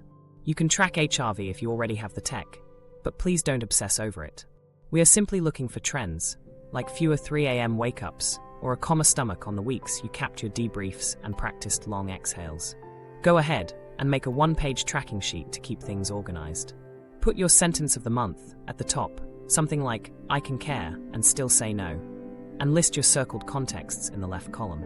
In the middle, write down which tool you actually ran, whether it was Ask Don't Read, a time cap, or a simple wall press. In the right column, log your signals after 24 hours, noting your sleep, GI status, and irritability levels. Put your totals for the 4 domains and your somatic score at the bottom. Each week, I want you to pick just one knob to turn. Maybe this week it's no late-night emotional processing, or maybe you decide that debriefs with friends cap out at 60 minutes a week. You could even just commit to 3 daily stacks of long exhale breathing. Turn that one knob, log your signals, and retest at the end of the week. If your numbers drop 2 weeks in a row, you keep that knob where it is. But if they spike, you should shrink the exposure or add more co-regulation. Let's look at a quick microstory to anchor how this works in real life. Imagine you score high on urgency and somatics with a core of 42 and a somatic of 16. You circle your partner and your workplace as your major hot zones. You start the reclaim phase by writing a new job description for your relationship, and you start Recalibrate with 2-minute breath stacks every morning and night. By week 1, your sleep goes from 4 broken hours to 5.5 with only 1 wake-up, and your jaw tension drops from a 5 to a 3. Your core score drops to 38. By week 2, you cap your work debriefs at 1 hour, and your stomach finally calms down. This isn't magic. It's just basic mechanics combined with good data. One last thing. Please be honest with yourself without being harsh. If you game your answers just to feel like a kind person, you're going to keep paying for that lie with your physical health. Call the situation what it is, pick the smallest lever you can find, and pull it. Your nervous system absolutely loves small, repeated wins. And that is exactly how you move out of a fawn response and back into a place of real choice. And edge cases. Let's do a rapid-fire round of the big questions I know you're probably holding on to right now. We're going to keep these answers grounded in what your body actually does, not just abstract theories. People often ask if being an empath makes them special, but the truth is that all humans are wired for empathy. Your mirror systems help you resonate with others, and your ability to mentalize lets you ask questions and understand their perspective. The real tell isn't whether you can feel what others feel. It's whether you have the power to choose when and how much you engage. If you find that you can't pause, ask a question, or exit a room without feeling a sense of dread, that isn't a mystic gift. It's a biological alarm. Being special isn't the goal here. Having the power of choice is. Another common one is, but I'm really accurate at reading people. To be blunt, over-accuracy is often just a comforting story we tell ourselves. Here's the funny thing about that. Most people's hit rates are inflated because they only remember the times they were right, or they subconsciously change their own behavior mid-conversation to make their guess come true. Try the audit I mentioned earlier by asking for clarification, reflecting on it once, and tracking how often you actually have to correct your assumptions. If you're often right, but you feel like a total wreck afterward, that isn't intimacy. It's a massive personal cost. Accuracy, without the ability to recover, is just surveillance dressed up as care. What about people with autism or ADHD? Different nervous systems naturally carry different loads. Sensory input can spike your arousal levels very fast, and rejection sensitivity can set off internal alarms before a single word is even spoken. You can still use the Ask Don't Read method, but you'll want to tailor the setup to fit your needs. Pre-plan your scripts so you don't have to invent them in a noisy environment, and use visual timers to help you stick to your time caps. You might offer written repairs when your vocal tone feels slippery, and you must protect your decompression time like it's life-saving medicine. You aren't broken, your thresholds are just different, but the rule still holds that curiosity is always better than mind reading. Some people wonder if fawning is just a form of kindness, but the answer is a hard no. Fawning is an attempt to appease a threat, while kindness is a genuine offer of care. When you're fawning, your yes is a way to buy safety, but in true kindness, your yes is given freely without strings. A quick way to test this is to see if you feel a physical heat spike when you think about saying no. If you do, you're doing threat math, not being kind. Run your breathing exercises, orient yourself to the room, and deliver one clean line. If guilt screams at you afterward, remember that the guilt is just an artifact of the old system, not evidence that you did something wrong. Real kindness can survive a boundary. Can healers, therapists, or coaches do this work and still be good at their jobs? Absolutely, but they have to use contracts and caps. You need to put everything in writing, including your scope of work, your hours, your limits, and your emergency rules. You also need to price your emotional labor appropriately. Track your depletion markers every single week, looking at your sleep, your gut, your jaw, and your irritability. If any two of those markers climb for 2 weeks straight, you have to cut one demand or add 1 hour of genuine rest. You simply cannot pour from an adrenal gland that has run dry. There is also the fear that people will fall apart without you, which I call the Fawn prophecy. Instead of forecasting a total doom scenario, try testing the reality of the situation. Offer a warm limit followed by an alternative, like saying, I can talk for 20 minutes now or 45 tomorrow, and here are 2 other people who can support you. Let reality show you what's actually true. If the other person collapses or tries to punish you, that is valuable data, not a summons to work harder. Some people actually require you to be permeable for their own comfort. But that isn't love, it's just dependence. You don't fix someone else's fragility by erasing your own existence. You might wonder if you have to tell your entire trauma story to heal from this. The answer is no. While talking can certainly help, the real updates happen when your predictions meet new outcomes and your body finally feels safe. Things like memory reconsolidation, somatic tools, and clean relational repetitions are what actually change the internal code. If you want to seek out therapy, look for trauma-informed care that works with both the body and your beliefs. This could include EMDR, somatic approaches, or CBT that focuses on the exposure of saying no. The common thread in all effective healing is keeping arousal at a moderate level while practicing. Real-life mismatches. What happens if you set a boundary and someone calls you cold or selfish? You should honestly expect some pushback when you decide to close the free buffet you've been offering. Use a single, simple sentence. I care about you, and I'm just not available for that right now. Don't try to argue your own goodness in the court of their opinion. People who have benefited from your overgiving are naturally going to try to write a guilty verdict. Your only job is to keep your tone warm and your limit steady, then watch their behavior instead of their words. If they adjust to the new limit, they're in your corner, but if they weaponize your guilt, you just learned something very important about them. Some people worry that a healthy relationship feels boring compared to the high-stakes chemistry they're used to. Early on, that's actually true. Your dopamine system was trained on a cycle of variable rewards, involving chaos, apologies, sparkles, and crashes. A steady relationship is going to feel flat until your body learns to appreciate the taste of predictability.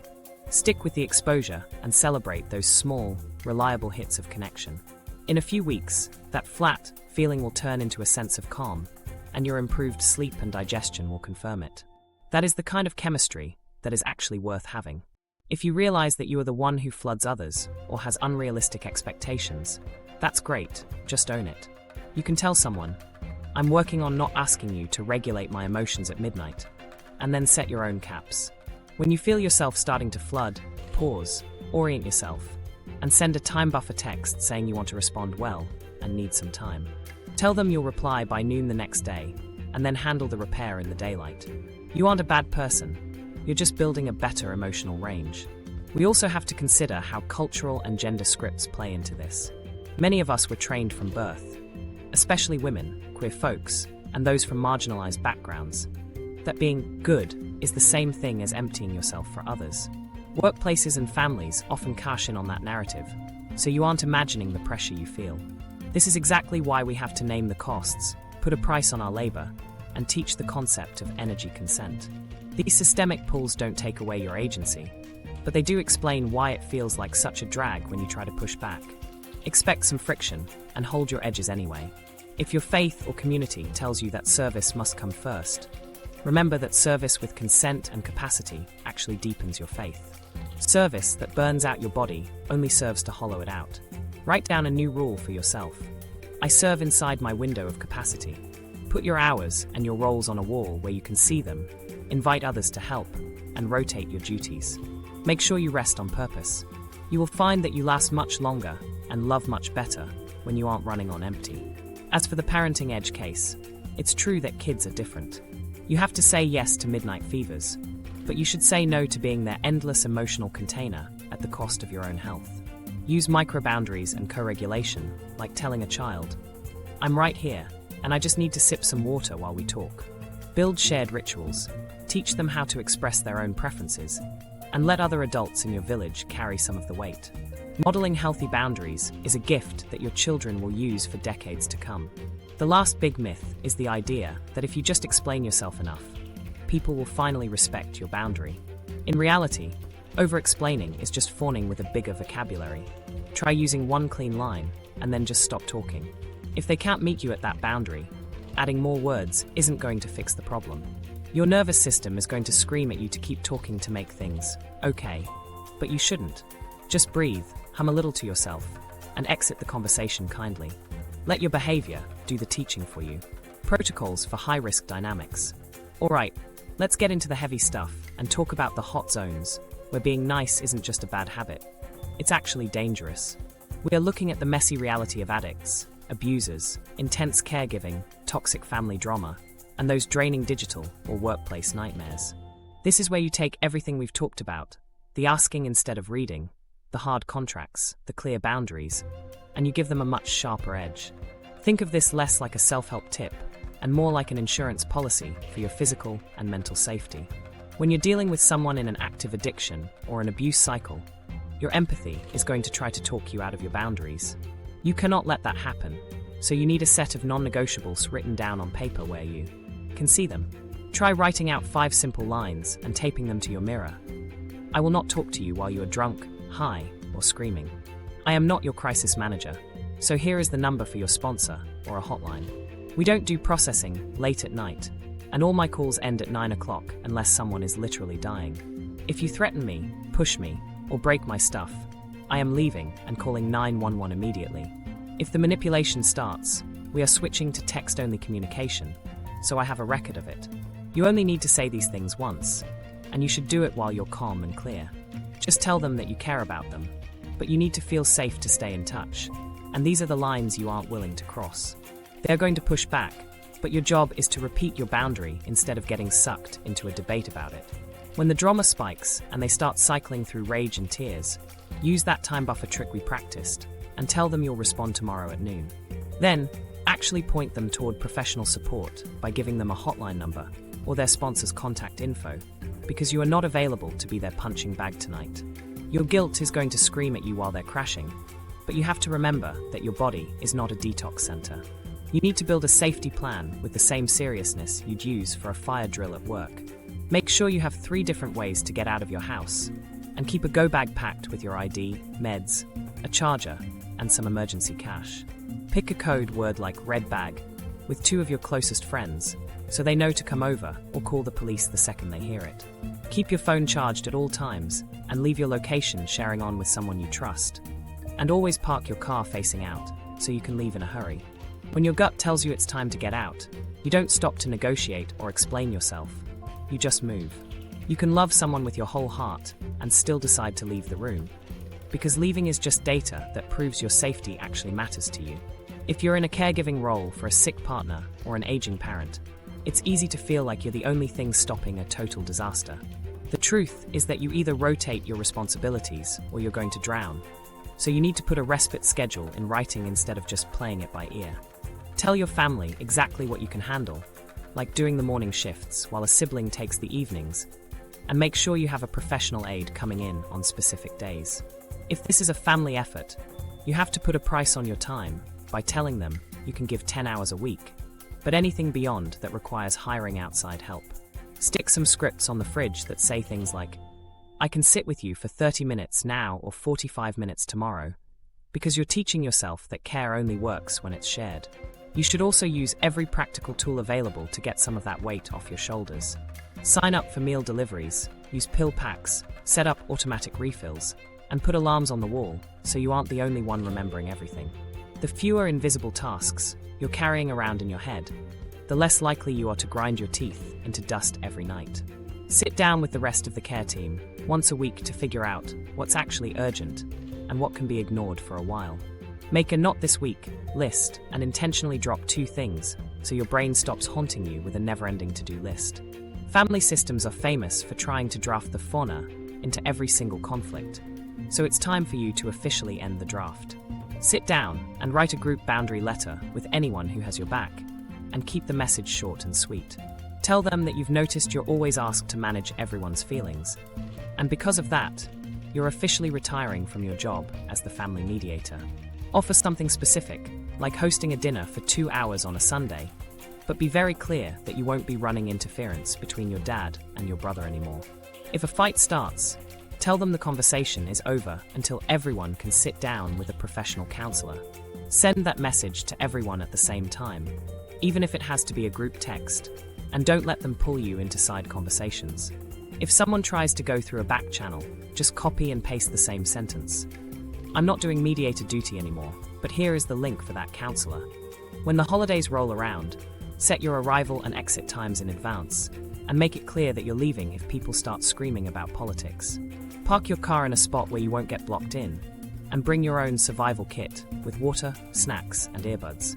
Your nervous system needs to know there's an escape hatch before it will ever let you relax enough to actually enjoy the visit.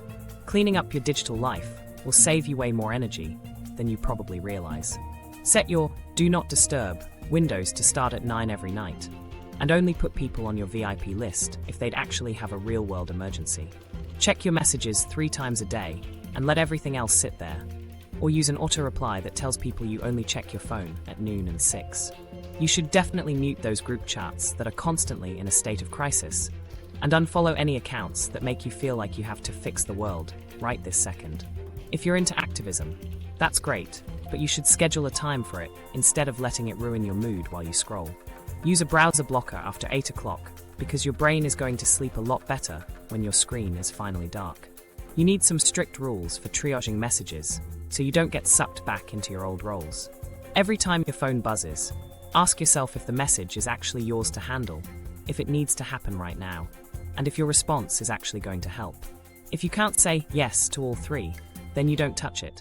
You just forward it, schedule it for later, or archive it. When you feel that familiar hook in your gut telling you that someone will spiral if you don't answer, call it what it is, a false prophecy. Test that theory by waiting until the morning to reply, and if they try to punish you for the delay, then you have all the data you need to know that boundary was necessary. When it comes to legal stuff or HR at work, you need to document everything and stop trying to debate people. All that emotional labor you do at the office becomes a real asset once it's written down.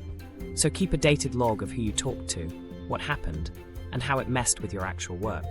If your job description starts to drift, send a summary email to your boss confirming that you spent 90 minutes supporting other departments this week, and that you'll be capping that at 30 minutes moving forward.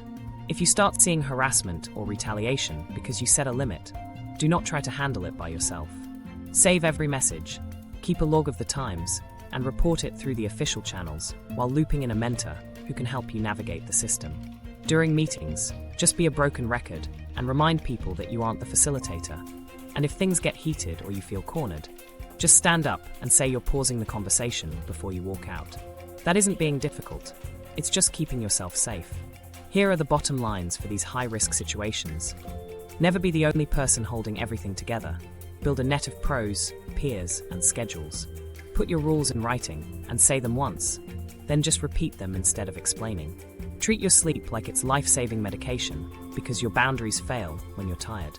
Get out the second someone threatens you or your property, and don't wait for it to get worse.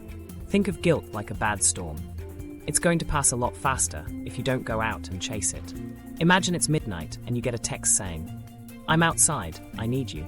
The old version of you would have jumped up and opened the door, but the new you takes a breath, hums a little tune, and texts back, "I care about you, but I'm not opening the door. Call your sponsor or the hotline, and I'll check in at 9. They might send a string of angry texts followed by a bunch of "I love you" messages, but you just put your phone face down and turn on Do Not Disturb. You lie in bed with a hand on your chest, and even though your heart is pounding, you just breathe and wait for the morning. When the sun comes up, you find out they found a couch to sleep on, your door stayed shut, and your body finally learned that loving someone doesn't mean you have to be unsafe.